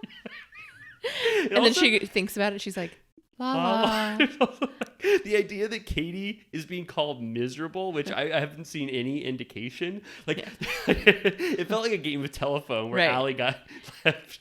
Katie said on the after show, she's like, I haven't been miserable in like a year. Right? Yeah, like she's out of her miserable. But if that was true, and if Allie had stumbled upon Katie's misery and she was secretly miserable, because I haven't been reading misery from Katie. I almost Right. thought like Allie might have tapped into something, but no, it was just like Lala was saying, I think Katie's unhappy. Right. And then that got like twisted to the worst possible version of it. Right. But Yeah. anyway, you're right. We don't really have to talk about that, except it does come at the very end with the Lala Right. scene. Right. So I think the next thing is James and Allie's like future conversation, which I know that we were just talking last week about whether or not Allie's using James, and now I feel like she really doesn't see a future with him, despite what she said. That was a Patreon exclusive, just so people okay. know. We got into it with Allie a little bit, because once Girls Girl came out, we were like, oh, so it wasn't just astrology that was like the career goal forever. You always also wanted to potentially be, Right. a musician. But yeah, I mean, I was surprised. Did you think that they had never talked about this before? It was weird. Like, I mean, it sounds like maybe if they had, it was kind of casual, but I don't know if they cut something, but like James immediately was crying when she was like, she said she never had been called to be a mom. Like, Yes. she said that a lot of people just know for sure that that's something they want, and that she has never felt that way, and that she has never dreamt of a wedding or getting No. married. Like, that's not important to her. And he like crumbled and was like, I really care about those things. I've been working my whole life for those things, even though I Googled he's 33 years old. Yeah. I'm like, you're going to be fine. But he's like on the marriage and family track much more than the other cast members for the most part. Like, he really wants it. And I was, I felt bad for him. Like, it felt like he was hearing this information for the first time. And Allie, I didn't even get a sense at all that she was potentially interested in having children with him. Right. All she really gave him was that she felt that they had a future together. And she's like, I wouldn't be with you if I didn't think that. But I was like, but like, what does that mean? Yeah, no. And he said that he goes, everything is going so good in my life, but the love chapter in my book is still unwritten. I know. He was like, my like love in my life hasn't gone the way that I thought. And I'm like, he's so, in my opinion, like young. I know. Like, he had like basically one long-term relationship. Like, if you want to count Kristen as one, that could count, but that was like horrible. Yeah. No, I think he got blindsided by how quickly Rachel kicked him to the curb. Yeah. And he thought that maybe she was just using him the whole time. So he thought Allie would be different. And he feels like he wasted 5 years. I mean, meanwhile, we hear every time we get the details on what their relationship was like, and like how many like horrific fights they had and everything. I'm I know. Yeah, I had to watch this with a grain of salt. I did find it endearing, and I felt bad for James for the first time in a while. But then I always do have to keep that little stinker devil on my shoulder that says, you were kind of horrific in a lot of these relationships. Yeah. And then, he's crying in his confessional that like, if he had to start over again, it would be a nightmare. Yeah. And I'm like, I think he said she's 28, and I think did I say 33 or 32? You said 33. I think he's 32. Okay. So I'm like, you guys are fine. Like, please relax. I know, but I do think he's worried that if he puts like 3 more years in Allie, and then ultimately she does the same thing that Rachel did, that he's like, I can't be 38, which is a horrible age for anyone to be. I felt for James in this scene, and I've been hard on James ever since I heard all this like extra shit that's been going on. But I have to say, I completely reverse my opinion on him and Hippie. I was like very negative about him getting Hippie back, but it seems like James and Hippie are in a very blissful dog daddy relationship. I see them rollerblading. Oh, I see him kissing Hippie. I see Hippie chasing after him, frisbee time, Hippie doing backflips. I'm like, whoa, James. I'm like, I'm not even gonna say for 1 second that like I think whatever James did with maybe potentially like raising him badly when he was in a chaotic time, that's over. Like I'm glad Hippie seems happy with James, and James is happy with Hippie. So I just want to say I was fully wrong. Yeah. That's such a I wonder what Rachel thinks these days about. Rachel did a thing where she had these like social media posts on Instagram teed up after this episode.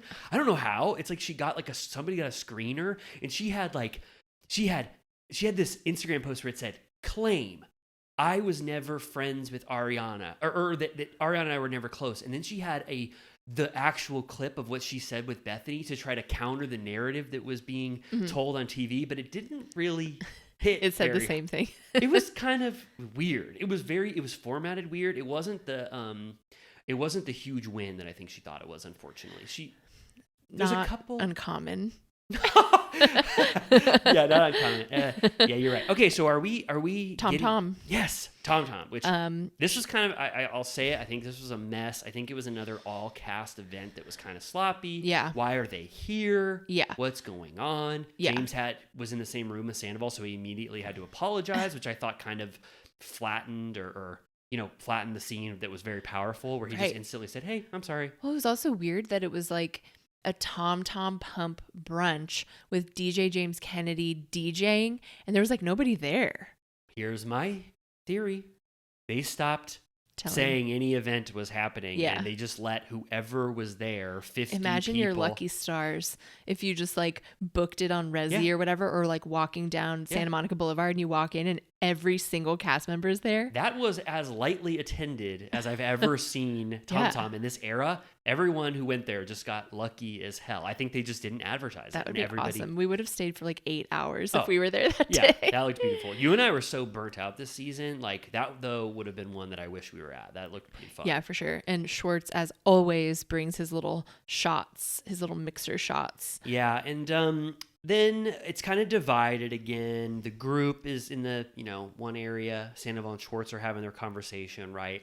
And then the flare-up happens where Katie calls out Lala for potentially saying she's miserable. And Lala goes, "Allie, did you say verbatim that I said Katie was miserable?" And Allie goes, I was trying to think of the word.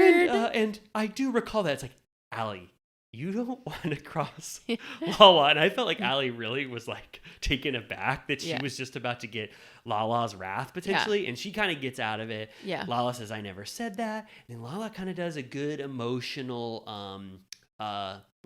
right turn, where she goes, "You know what? I was actually thinking, not that you're unhappy, but just that our friendship is not as good as it once was because you are so in Ariana's sphere now and I never get to see you."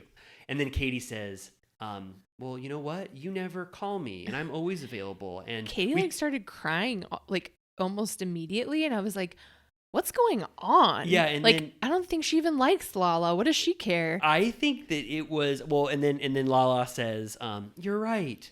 I can call you more." So then I was like, oh, I liked what Lala said about that maybe Ariana was like pushing her out and she didn't know her place anymore. But then when Katie said, "You can call me anytime," and you don't, I was like, wait, Lala, what the hell did you just say? Didn't make any sense. And then I think Katie's emotional because I think that she felt for Lala, because I think she at that point did like Lala. And then I think she's going to get to the point where she doesn't believe anything Lala says, because she just called out Lala on a falsehood. Lala doesn't reach out to her. If she wanted a better relationship, she could reach out to her. So the moment again fell flat. I feel like Katie also got sad because she started to list all the things that she doesn't have. She was like, "I don't have a man. I don't have a kid. I don't have anything going on at all. So I have all the time in the world if you want to hang out." And I did like when Lala was getting sad. I like that Ariana was eating fish and chips or whatever from the brunch, and she just reaches out. Massive fish and chips. Yeah. It was like a pound. Ariana was hungry. What is that menu, by the way? Is everything on a platter? It's the pump platter, and everything is a 3 times as big. Pump platter. Yeah, everything is 3 times as big as it needs to be. And I like that Ariana had barely any energy to give Lala for this emotional scene. She just hold her hand out. Lala touches it. She's like, "Aw, let's all go." She goes, "Oh," she goes, "Let's all go to bed." I'm sure you saw the crossover meme of the bed bugs underneath. I love it. And then Sheena goes, okay, I'm done with that scene. That was good. Oh, Sheena also gives advice because Sheena knows everybody's friendship button that everyone, like, Sheena knows how to be close friends with everyone. She knows exactly what they need. So she goes, when I'm trying to be best friends with Lala, I check in on her. And it's like she's giving advice to Katie. Like, she knows how to deal with every person, which I thought was funny. Then she walks to the bathroom again, which she goes in the complete opposite direction towards not the bathroom, and then goes to Schwartz and Sandoval. And she goes, well, everything is good in the world, but it's about to get even better because I just recorded a hit song called Apples that mentions Rachel and Sandoval. And Tom again goes, oh, no, shit. Yeah. Oh, no, I loved her.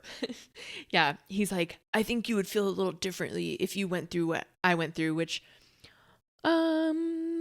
I could see. I thought about this. No, he made songs where he says Schwartz's mom. Sure. He says Rachel, whatever his Rachel song was. That girl is hot for me. Right. You made stupid parody songs belittling and this. again, when she read the lyric, I would have been like, if I were him, I would have been like, oh, that's it?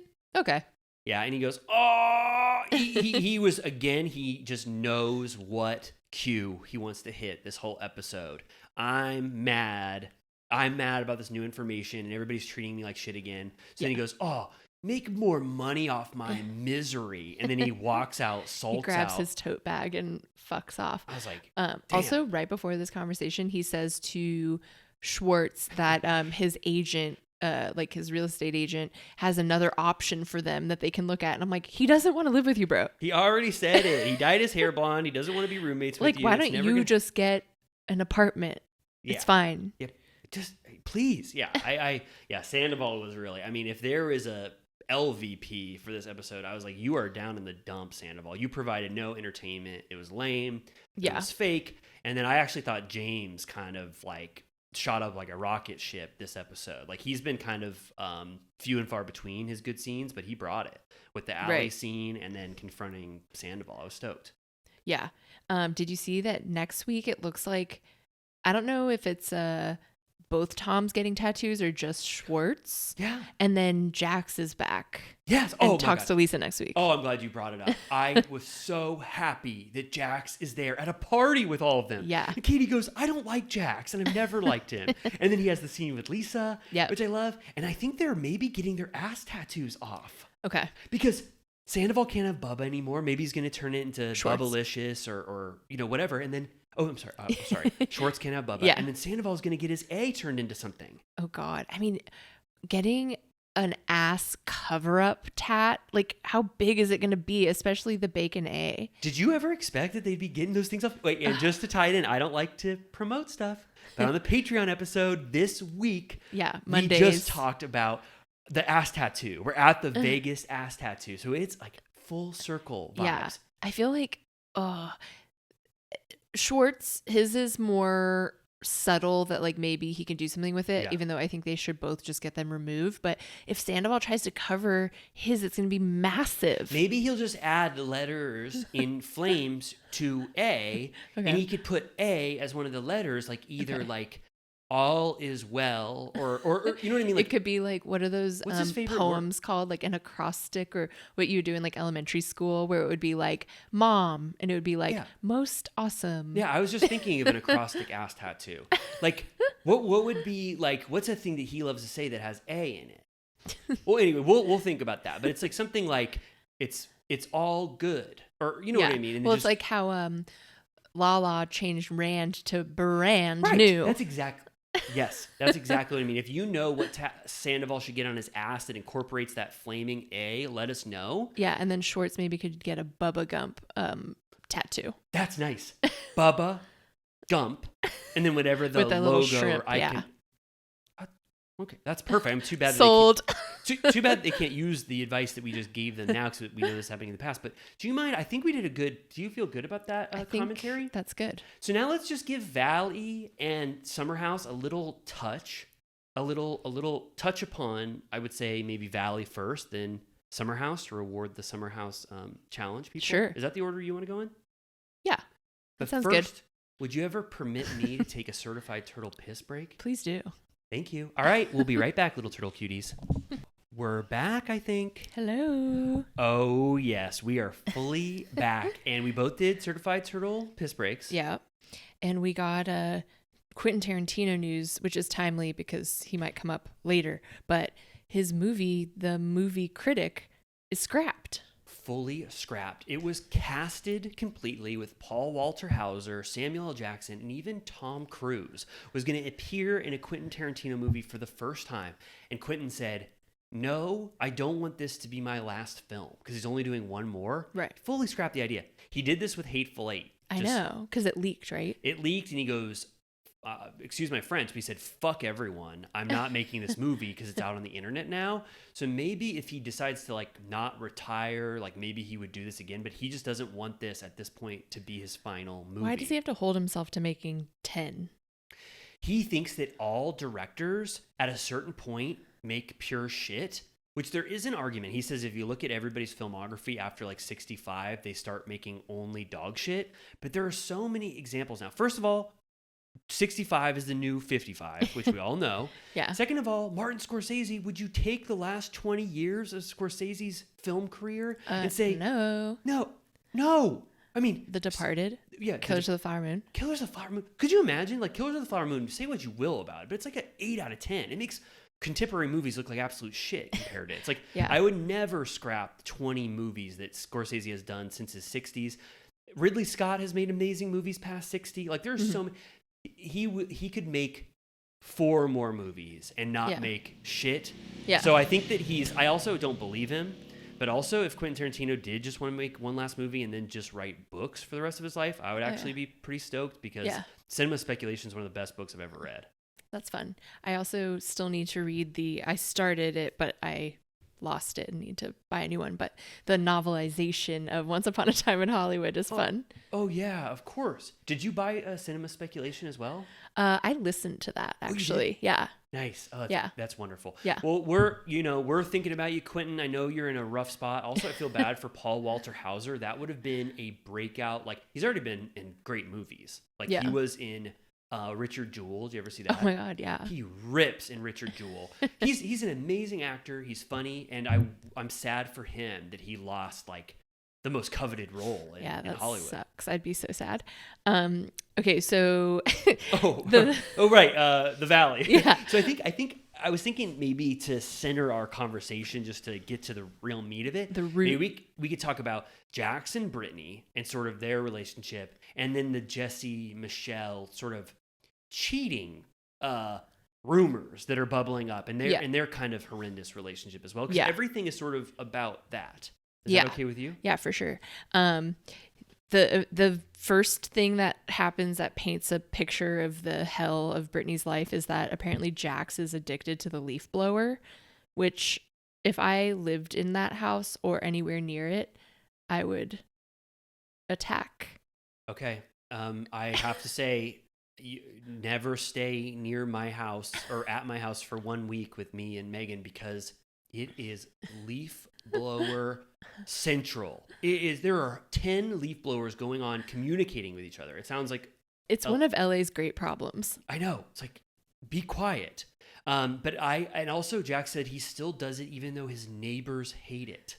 Like, what's wrong with you? But he's obsessed with it, he said. He admits that he loves it. He needs to go live on a farm. He's clean though. I know. Like, we've said this. Yeah, he's actually, like, you say what you will about him, and we've said the worst about Jax, but he's a clean even person. Go way back to his like Koreatown studio apartment. It was always clean. So do you think when he takes a little peek at what we said about the pigsty that is that still okay to say pigsty? That Ariana, I don't see why not. I mean, I bet there's footage somewhere of him saying that their house is disgusting. I mean, he used to say he would make fun of them when they like wouldn't buy furniture or whatever. And he said, we just watched on Patreon, he said that Schwartz's house also used to stink like shit. Yeah. It would be really funny if he would have gone over to the house to Tom and Ariana's with a clothespin on his nose and he cleaned up with Brock and Sheena. Yeah. On the episode we were watching where the boys go to Vegas in season 4, Schwartz lets one rip in the car and he goes, "It smells like your apartment," which is a burn because Katie lives there too. I know that means Katie's living in a zone that smells as if there was flatulence I mean, upon it. we have talked ad nauseum about the number of stink accusations, and they're flying left and right on this show. It's almost too much to keep track of it. You need your own stink chart to see who is calling From the top to the bottom.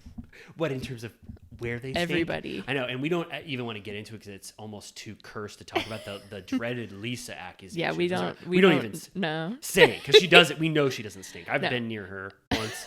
She doesn't She stink. smells like roses, like diptyque rose. And then the other thing I'll say is just, at one point Jax was using a plunger on the sink, and I just hope that they have 2 plungers. Oh, you're saying? Oh, let me. You got to have a sink plunger and a toilet plunger. So you're hoping, with all your hope, Yeah. that it's not the same one. You know what? I'll give them credit. I think for sure they have 2. And then Brittany starts to talk about, in addition to him being kind of leaf blower pilled, also Brittany says, to everyone, that negative mood stuff that we said, that she's a happy person, but Jax kind of sulks around the house. He gets mad. And also he goes out and drinks his ass off and will come home and he'll be hungover and it won't be a problem. But when she wants to take a night out on the town and get drunk off tequila, if she's hungover, he complains and gets mad. And you see a little clip of it. That's the clip I was talking about last week. Dark. He goes, "Enough is enough. You're a mom. Stop fucking drinking. You want to have another kid? Stop fucking drinking." And He goes, act like a mom. and it's filmed like the camera person didn't want to get on camera. Cinema verite. Yeah, I was like, they're like, this is almost too much for television, getting a glimpse of that. Yeah, no, it was really sad. And then like when every time he says something like that, they'll like cut to Brittany and she kind of looks at him with like pure disdain and sadness. It's sadness. I think she can't believe that her significant other is like down on her like this and like chipping away at her self-worth. And he's also not attracted to her. They're not having sex enough. And then also just like, I don't know. We'll talk about how hungover Brittany actually is because she's definitely testing the limits of how hungover one can be after partying, barfing in trash bags. Sure. Janet also kind of throws her under the bus in her confessional and goes, I mean, she's like, she agrees that there's like a double standard with Jax and stuff like that, but she goes, I am concerned about how lit Brittany's getting these days. Like so I'm like, okay, clue number 1, like someone actively is concerned. And I'm like, I feel like they don't even, I wonder if that was purely based off of maybe that sleepover or whatever. But I'm like, okay, do we need to be worried? Although we've known this forever. Like, remember when Brittany drank through her ulcer? Yes. No, I think a huge problem here is no offense to the tequila swillers, but Brittany doesn't drink wine, The hard or stuff only. beer, or champagne. Tequila. She only drinks liquor. So her hangovers and her drinking time is like, for the most part, 5 times worse than anybody else who's just casually drinking. Like her hangovers are probably 10 times worse. She's probably way drunker because she doesn't have the intermediary alcohol that we like to enjoy. Just pure liquor. Right. Yeah. It's a lot. But so basically this episode's split between the girls' night and the boys' day. And the conversation on both sides is that their marriages are terrible. Yeah, and I kind of liked both events. Mm-hmm. I liked the house event. I was fine with it, even though obviously they did sex questions game, which you just like cannot get away from. It's like, okay, whatever. But I thought it was like kind of fun, and then I really liked the beers in the pool, like that event, like that. I thought that was kind of fun. Like these dueling events actually were pretty cool to me. Right. So yeah, essentially Michelle is like, I haven't been happy since my baby was born. Jesse reveals that Michelle applied for an apartment a year ago and like was on the verge of moving out. And then he had to do the work to say, I want to make this work. What can I do to keep you around longer? And it sounds like what he's doing is not at all working. Yeah. I think she said that it was COVID and they were raising Isabella together. And then immediately once the doors opened, Jesse flew like a bird out of the coop and started partying and stuff and left her to do the Isabella raising. Right. And then she started to resent him. And then I think, Michelle, correct me if I'm wrong, but I think that she had so much resentment and hatred towards him that once you see your significant other like that, like you can't really rebound. Yeah. Like she can't see him in a new light. There's just too much hate there. Yeah. It seems like she straight up hates him and will not ever change her mind. Yeah.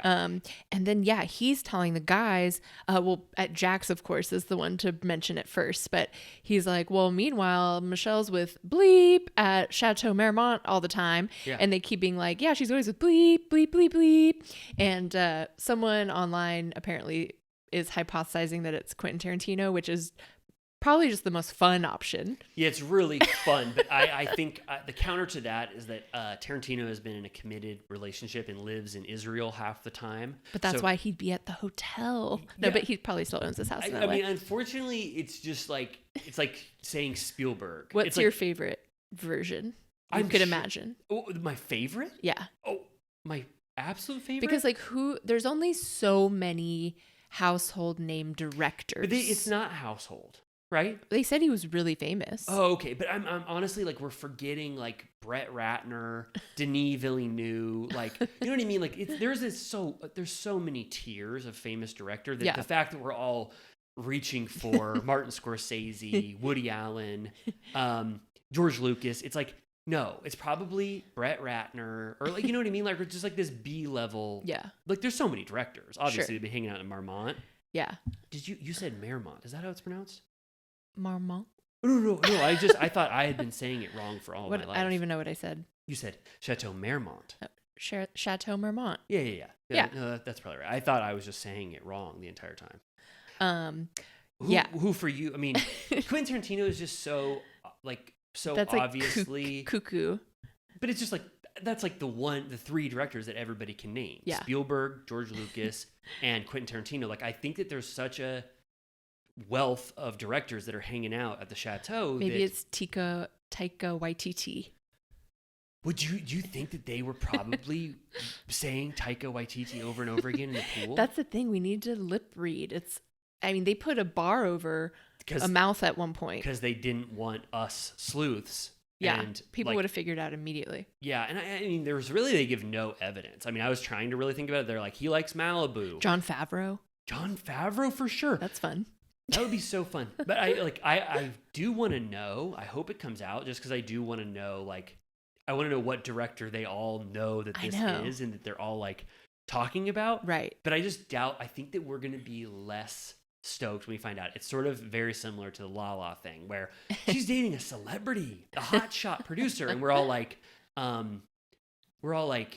what's a hotshot producer? Scott Rudin. Right. Harvey Weinstein. I go, Harvey Weinstein. I always say Brian Grazer. Oh yeah. Right? And it's like no, it was Randall Emmett. Right. He's produced. I mean, that was actually perfect. Yeah, in every way. But I'm saying I think we're ultimately going to be let down because they're going to say something like, it's going to be like, who directed the movie with Jake Gyllenhaal, Donnie Darko? Oh God, Richard Kelly. Yeah, it's gonna be someone you're like, oh. I think that whoever hangs out at the chateau is probably, no offense, a douchey director who goes there all the time. Yeah. You know what I mean? Yeah. To see and be seen. Sure. But it sounds like Michelle is in her misery, is walking down the street and going to the chateau to have these encounters. And Jack says, he says, Michelle always pretends like she doesn't know who people are, but she'll spend 9 hours a day at the chateau having lunch with this one director. He did give her the benefit of the doubt that maybe she's using the director to hopefully make him a client. Right. But then also Jesse's little sort of, I'll say dark humor comes to light here when they go, what do you say when she goes, strutting down to chateau? And he goes, I say, hike up your skirt and pull down your blouse.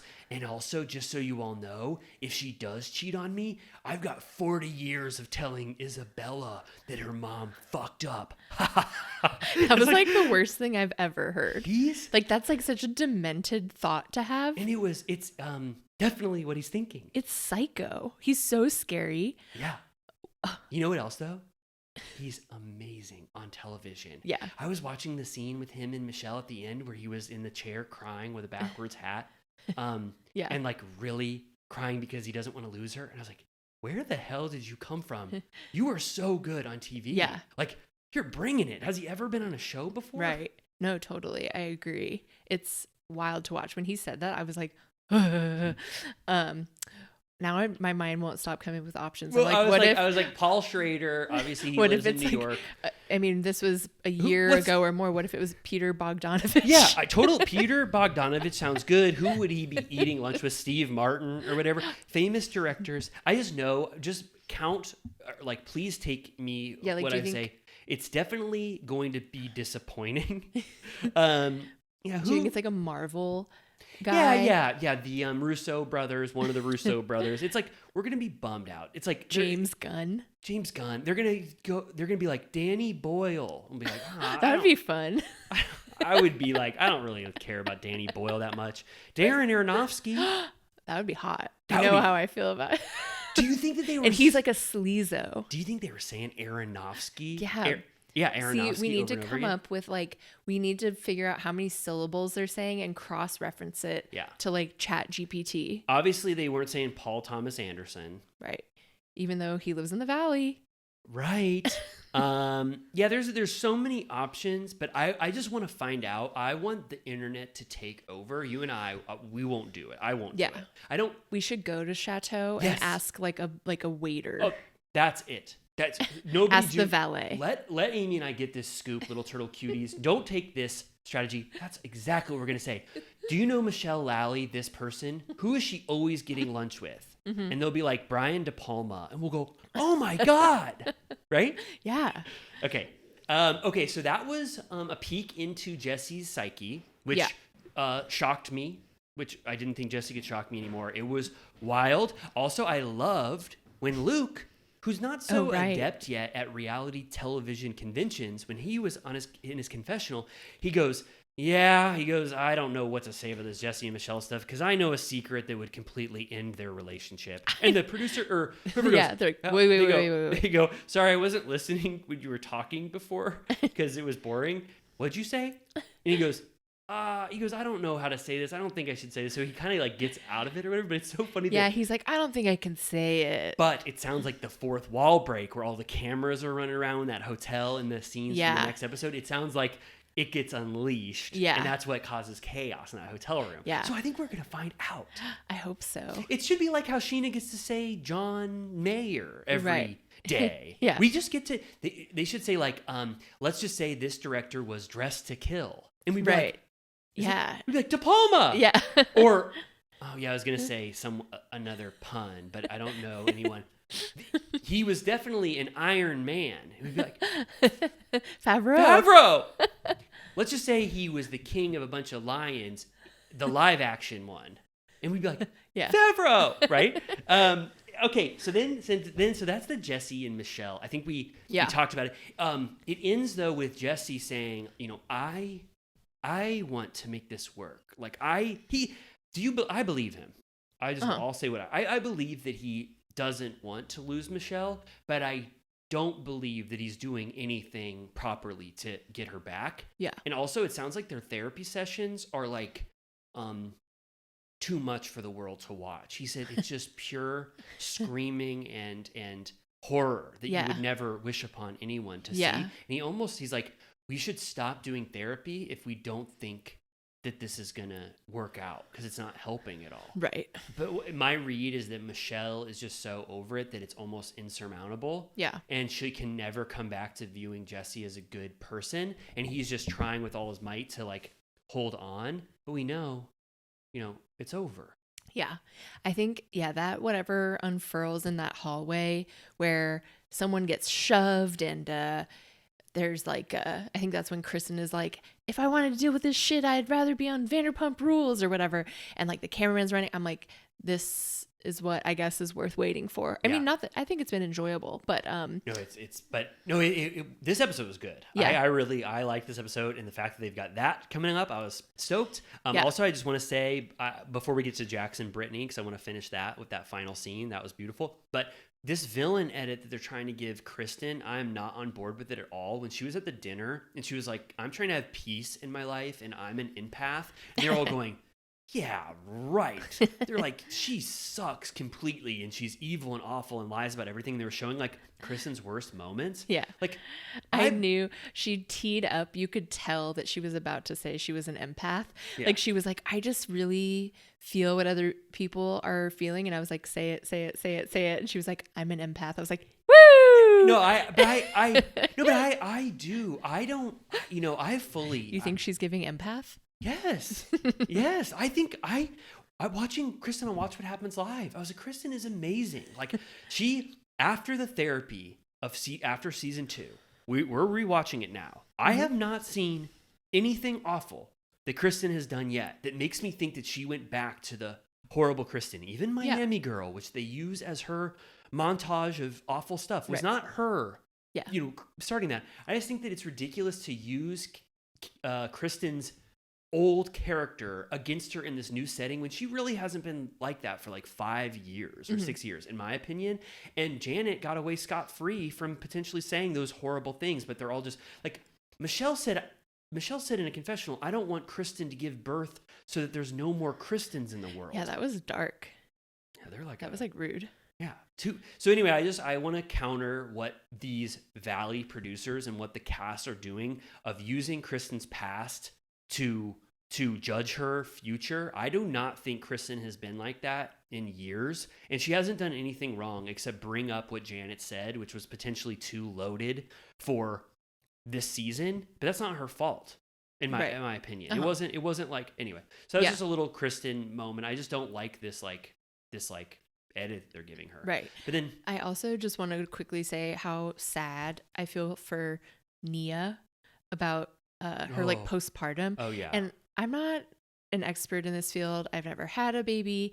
I don't know that much about this, but there's something so sad about calling it the baby blues, like for what it really is, which is like crippling, essentially like depression or like whatever form it takes. And you can tell, I feel like she even mentions this at one point, but like she keeps just calling it the baby blues, which I feel like is such a like downplay on it, because she's trying to be like, it's just a little baby blues. And it's like, no, like it's horrible. Like, please take care of yourself. Like I felt so bad for her. Me too. It's true. And I do feel bad that like our representation of her is like this very, very depressed state that she's in. Yeah. Like, but I liked it highlighting a thing that I never think about. Like this is an interesting new area that we're getting with the Valley and focusing on these things like this like that stage of life with young children. Like it was interesting to learn more about it. And I felt like despite that state of mind that she's in, her marriage is still like seemingly 500 times better than everyone else's. Danny is like a superhero he husband. Seems like a very nice guy. Oh, he like loves Nia. He like they said they have no problem with their sex life. He seems like a good dad. He was a little worried when the AC was at 90 degrees in their house and he had 3 screaming babies, and he said, honey, I think I'd like you to come home. But I was like, of course. I mean, they're like newborns. I don't blame him at all for that. Like he's amazing so far, but I'm a little worried if they would keep him because he's almost too normal and nice. But I'm like pretty happy with this entire cast. I actually think Janet is kind of a star like Jessie in a way. Like she's pretty good on. Yeah, I don't trust her. I don't trust her at all. But that's why it's but good. Then she has her like boring, bland husband. Yeah, but I'm not so down on him either. I mean, he just doesn't really say anything. No, he doesn't say much at all. I kind of like Danny being in the mix because he's like, everything's good in my life, and then everyone else talks and it's like horrible, and he's like, wow. Yeah, you're right. Yeah, it's a good counter to the misery that the other couples are having. So I just want to end the Jackson Brittany part because we kind of get this little peek into their like night routine, which I really liked. It was like, Cruz, go to bed, let's put you in bed, and then they have their time on the couch where they're talking about their relationship. And I know it gets so much worse, and they showed that moment of Jax being despicable, but their talk was actually kind of productive on the couch and a little sweet. Their banter back and forth. Like, Jax was like, he was like, how long has it been since we had sex? And she goes, a month and a half. And he goes, oh, I'm sorry it's been that long. I will have sex with you soon.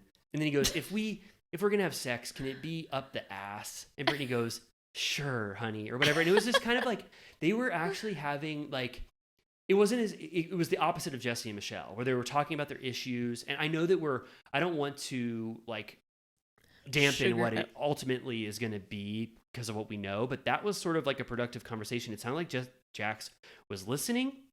Jax wanted to make it work. Brittany got her voice heard of what they needed to address.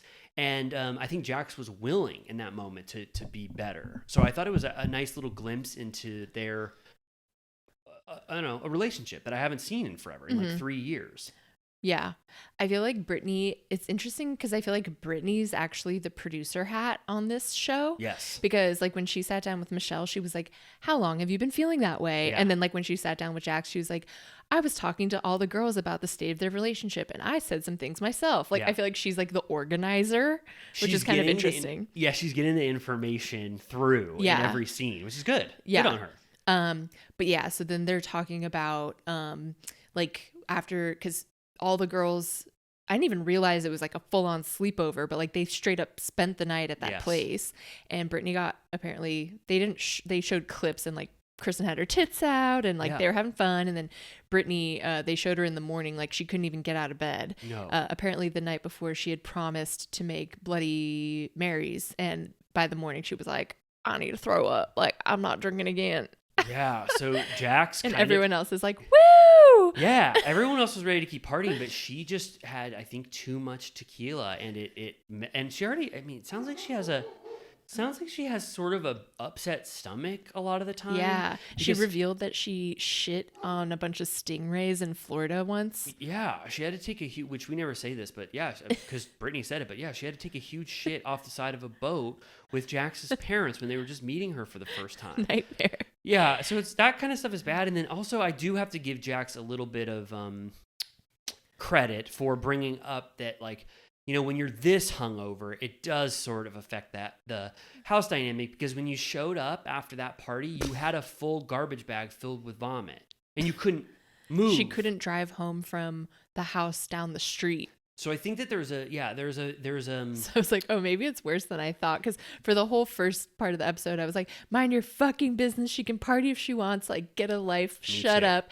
And then it's like, oh, she was unable to drive a vehicle the next day and showed up with a bag of barf. Yeah, but I don't want to say that like that's why Jax can like scream at her. No, but it just means that he has a little bit more of a point that Brittany is affected in their house life when she goes on a bender chugging tequila and shows up with a bag filled with vomit. Yeah. So yeah, but I don't know. I mean, I think that at this point, if I didn't know how bad it was going to get, I would think that they could maybe work it out at this point. You know what I mean? But yeah. I don't know. Maybe I'm putting a little flowery lens on that conversation, but yeah, I thought I assume it just like really only got worse like through the filming of the show. And then probably I feel like she probably felt a little independence and ownership from, because whenever people bring up that Jax was like, I created this show, she goes, he kind of did, but she says that she did all the work of recruiting everyone. So I feel like she feels like something to be proud of, and that this is like a job even more than, because obviously on Vanderpump he brought her in. Like, I feel like she feels like I have something going for me, and I feel like once she started talking shit in all those interviews, she was like, I feel like that's burnt bridge territory. Like, the fact that what she's saying and how much she's saying is almost like she's reflecting on the past, and it's like, I'm ready for a new future. Yeah. I do. Well, sorry, go ahead. Did you notice on Watch What Happens, Andy asked like Kristen had a game where it was like, do you regret it? And one of the things was like, do you regret like having sex with Brittany in the back of a car? And she goes, that was Lala and Ariana. And he was like, wait, what the fuck? And then she was like, no, Jax accused me and Brittany of hooking up, but that's not true. And I was like, still sticking to it, huh? No Kentucky muffin? Yeah. No, remember they finally got to the point where they were like, I felt her boobs and we kissed once or something. I do want to say that I think we could save Jax and Brittany's marriage if you want to spend 1 minute on it. Okay. Brittany just needs to become acclimated to possibly something slightly less than tequila, like maybe those ranch waters that still sort of have tequila in them, but they're also seltzer water and lime. They're kind of like a watered down margarita. Yeah. Maybe that would dilute a little bit of the full impact of tequila and make her less hungover and want to barf. So then Jax's issue gets addressed. Yeah. And then for Jax, he just needs to take Brittany out on dates maybe once every 2 weeks and make love to her more consistently. Yeah. And then basically everything that they talked about, those two things, it would solve it. Maybe they'll start going to the Encino Chili's. They really should. Especially, I think now would be a good time to go to the Encino Chili's because if I'm not mistaken, I think Sheena Shea and Katie Maloney just whipped up something pretty special at Chili's, right? That's what I've heard. I've heard that if you want to have one of the best espresso martinis you've ever had in your life and get Katie Maloney and Sheena's signature espresso martini, Chili's is serving them up right now. I love that. Great. Well, let's just we don't need a break. No, we can do the Summer House 5. Okay. Well, do you mind if actually I just take one? This isn't a piss break. It's just to kind of take a mental 1 minute break, and then we'll come right back. Sounds good. And we're back. I feel much better once I closed my eyes and thought that I'm doing okay. Good. We're doing this like old times, what we used to call the Summer House Minute. Yes, this is the Summer House Minute, and it's not reflective of the Summer House quality at all because Summer House is bringing it each week. It's only because of the limitations of Amy and I's abilities and my personal schedule and the fact that Bravo won't send us screeners so that we can properly do our jobs right. Yeah, blame them. Blame Bravo? Yeah, or not. They're great. Oh, I love Bravo too, so don't do hashtag blame Bravo. No, don't do that. But I also want that box set from Peacock that's all of the old timey shows. The Bravo Vault? Yeah. I want that too. I want that. Do you think that we'll ever, I know we complain about it all the time, but will Bravo ever respect Let us in. I mean, come on. The other Turtle Time doesn't even exist anymore. I know, damn. It's not a conflict of interest. And if Andy brought us up on as bartenders, he wouldn't say there's another podcast that has that name because it's true. There wouldn't be. Facts. He would just say, did you want to honor Ramona, one of my favorite housewives of all time? We'd say, yes. I'd be like, that's on you, bro.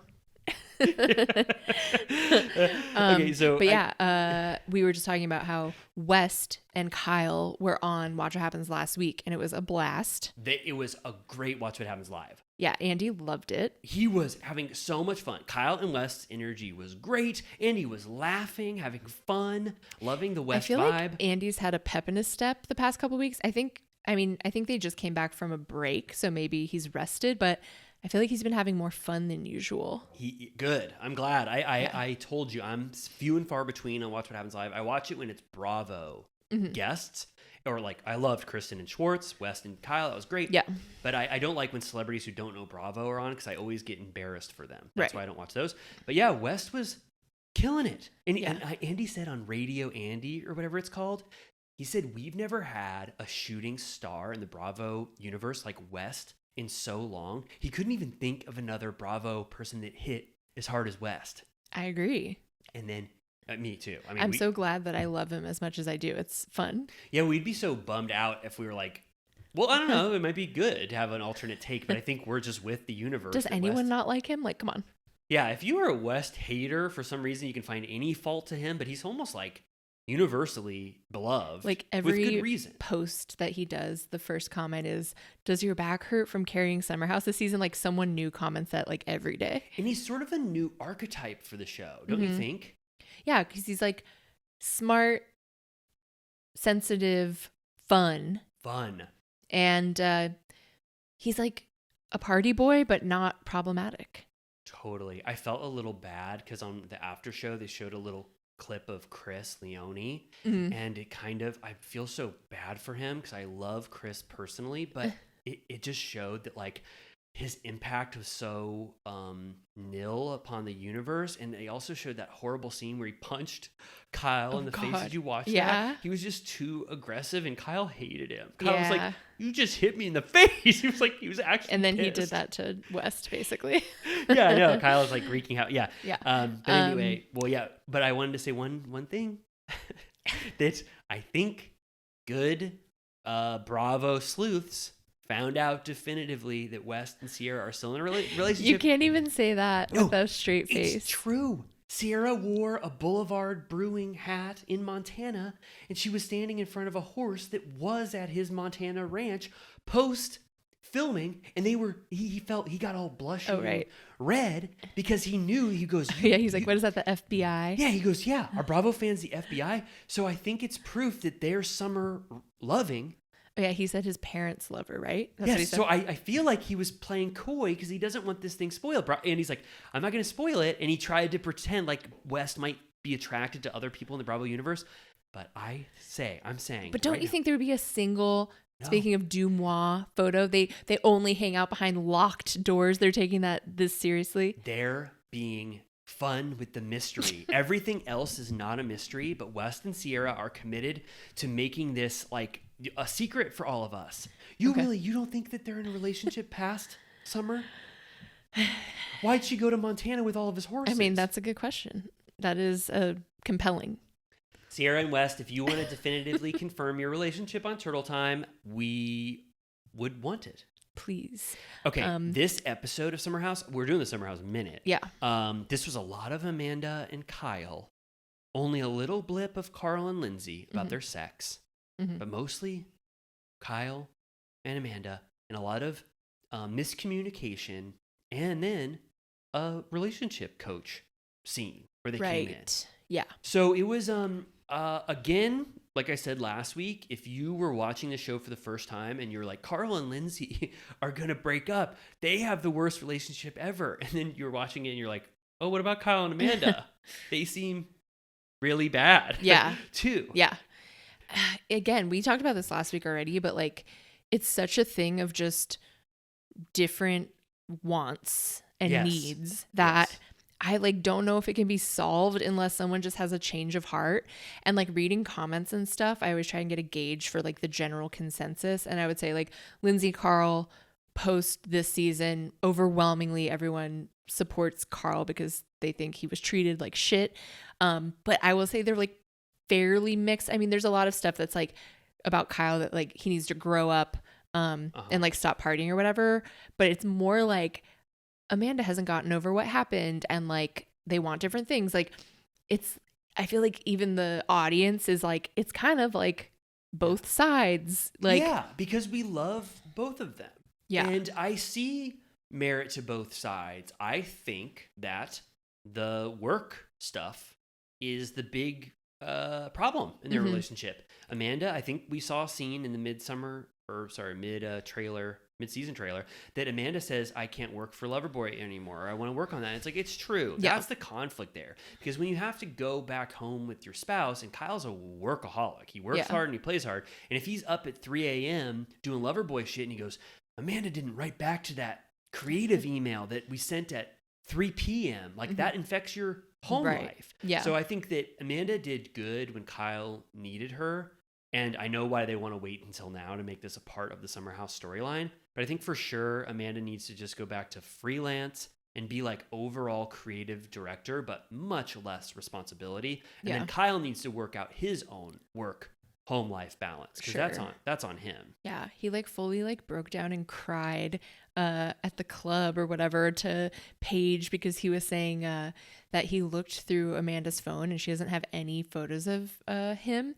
And then later, I think it was on the after show or something, Amanda's like, I'm not the kind of person that like takes pics. And like she was like, I only take pictures of my dogs, and then like any photos I post are like photos that other people took or whatever. And I was like, okay. But I don't think like what he said was rational, and it was kind of sad because in the moment Paige was being a good listener and like nice to him, but then in the after show she was like, that gave me the ick. Like Yeah. she was like, get a life. Yeah, it was people were making fun of Kyle crying, but you have to remember Kyle was drunk as hell. Yeah. And it touched a sore spot for him that I'll give Kyle credit. He put his finger on the issue that he has, and it is that he doesn't think Amanda even likes him. Yeah. Which, I do get why, because there's not a lot of times where Amanda says, Kyle, I like this about you. It's more like you're wearing that weird Elvis suit. Your penis is showing. Yeah. I don't like when you. Why did you say that? I don't like when you told the people to shut up at dinner. So it's like he's losing the sense that Amanda even likes him, and she is the reason why she doesn't like him is because he's like going out, and then he will come home over into her room and pretend that everything's better without talking to her. So it's kind of a vicious cycle. And I thought that the relationship coach scene was actually kind of like there was a lot of merit to that, because she was saying, if I remember correctly, she was saying she's like, don't use all the history of your relationship in a fight when it's about a specific issue. Try to acknowledge that you have a lot of like history with that specific trigger, but try to only talk about the one thing that you're talking about in the moment, and don't lump everything in, or at least acknowledge that that's why you have that reaction to something. So like Amanda would talk about him staying out till 4 a.m., get mad at him in that instance, but try to acknowledge that there is still PTSD from the cheating, so that Kyle knows where this is all coming from. Right. But then the opposite of like Jesse and Michelle, or like any other relationship coach scene, when Amanda cries because she's like, I don't feel good enough when Kyle chastises me for not working hard enough. When she's crying, you see Kyle just like lean over and kiss her to try to like make her feel better. And I'm like, damn, like this is a beautiful relationship. Like there's still so much love there, in my opinion. And like, they really want to work on it. And I just think that this, again, I think I've already said this, but like they're going through a rough patch, but I think ultimately their love is strong enough to like work through this, in my opinion. Yeah. I like ebb and flow on how I feel about that. Like sometimes when I'm watching the episode, I'm like, they got to break up. And then other times I'm like, no. Oh, wow. I mean, I guess like if they did decide that they just couldn't make this work, and like Kyle wants to party too hard and Amanda wants to go to New Jersey, and like he's like the New York life for me, and like there's just some like thing, I do think that they would end maybe amicably, and like that they would both be, I don't know, I hope so. I hope that if they made that decision, it would be like one of those couples where it's like goals when they break up. It's like, we still love each other with conscious all of our heart. Uncoupling. Yeah, like I was just gonna say there was an example like Sacha Baron Cohen and what's his wife's name? Isla Fisher. She was like getting done with tennis. We just got done with a tennis match of 20 putting years. our rackets down. And after a couple good volleys, we're putting the rackets away. And I was like, whoa. I was like, you liked that? I was like, that's the way to do it. No, I'm just saying that they just choose a different sport. They're like, we're taking our helmets off at this football match. Yeah, right. No, but I think that Kyle and Amanda, if they do decide, I don't know, maybe I'm just being I'm like being very fanciful about all these relationships, but I think that Kyle and Amanda, if they end, it will be amicably, because they know their differences and they still love each other. I hope. Yeah. If they had an awful, horrible, toxic breakup, I would be shocked and I'd be so sad for them. I really don't see that for them. Right. No, that would suck. But I don't know. Okay, wow. I just don't know. Maybe let's save our Kyle and Amanda. We'll be talking about this all summer for Summer House. Right. So yeah, was there any other major moments? Just we talked about West earlier, but they revealed that he has a very close relationship with his great aunt who lives in New York City, and she seems awesome, and they're so cute. I love that. And also she brings margaritas in a thermos to drink, and I wanted to try that margarita so bad, because they both took a sip of it and they were both like, God damn, this is one of the best margaritas I've ever had in my life. She should share margarita recipe, I think. That would be good West's, for BravoTV.com. West's great aunt's margarita, New York City Yeah.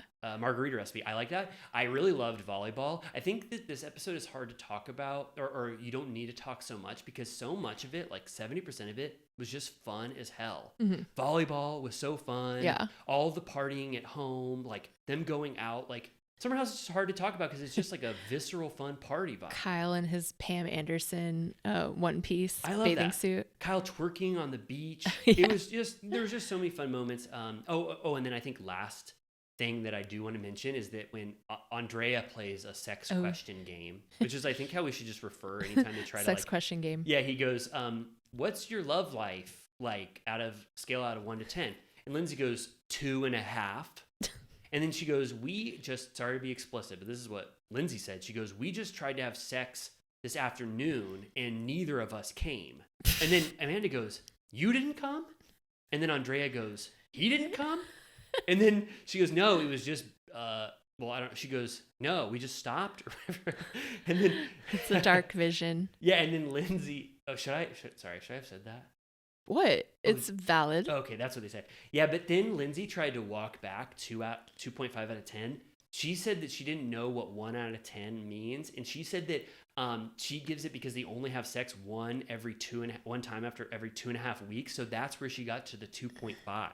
Doesn't even make sense. No, it's like you've never done the 1 to 10 scale before. It's like couldn't be more basic. Yeah, I was confused by because Gabby was trying to be like, no, because actually if you have sex that little, then when you do, you wouldn't be saying it should then be good, worth the wait or whatever. She said that when Carl pulls down his pants, moths fly out. They also reveal that they call his penis LJ or little LC, little Carl. No, they didn't. Carl Jr., CJ. Wait, who did? She like bumps into his dick and he goes, you touched CJ, and I screamed. Did you watch the after show when she said, sometimes I'd be like, Carl, get in the shower with me? Yeah. Carl, I'm ready. Take me now. And he's like, be there later. It never comes. So I guess that wasn't, they didn't send a shockwave. That's obviously a new detail to consider, but that didn't, it was more about Kyle and Amanda this episode, but we know a lot more is coming with Carl and Lindsay. Yeah. And then they gave this sort of like sad edit where Lindsay is with Danielle at the end and she's going, I'm having a fairy tale ending where I get to marry my best friend. And they have the Succession music where it's like getting like, like they know that this is not going to be the case. Or yeah. whatever. I'm obsessed with the clip from I think it's the end of the mid-season trailer where Kyle goes, do you want to marry her? Like straight up, like, how do you feel? And he just nods his head back and forth. No, like he doesn't even say anything. He's just like, no. It's like in Get Out when she's like, no. Yeah, all the life is gone from his face.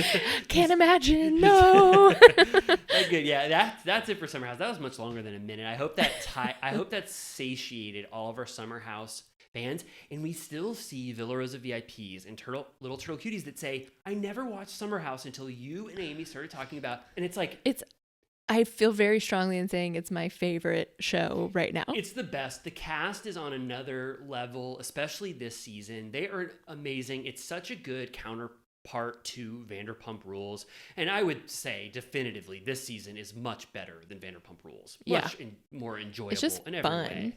So if you haven't taken the Summer House Challenge, you absolutely have to get those ratings up. This is one of the best seasons. And the fact that it's this good at season 8, one of the best seasons we've ever had, is like, shocking. Totally. So good. All right. Well, let's just say the little wrap up at the end where it's like, did you enjoy this episode? If so, please give Amy and I a review where you say, like, I don't want to write it for you, but if you liked it, 5 stars potentially. If you don't like it, I would say what Dorinda says is very applicable.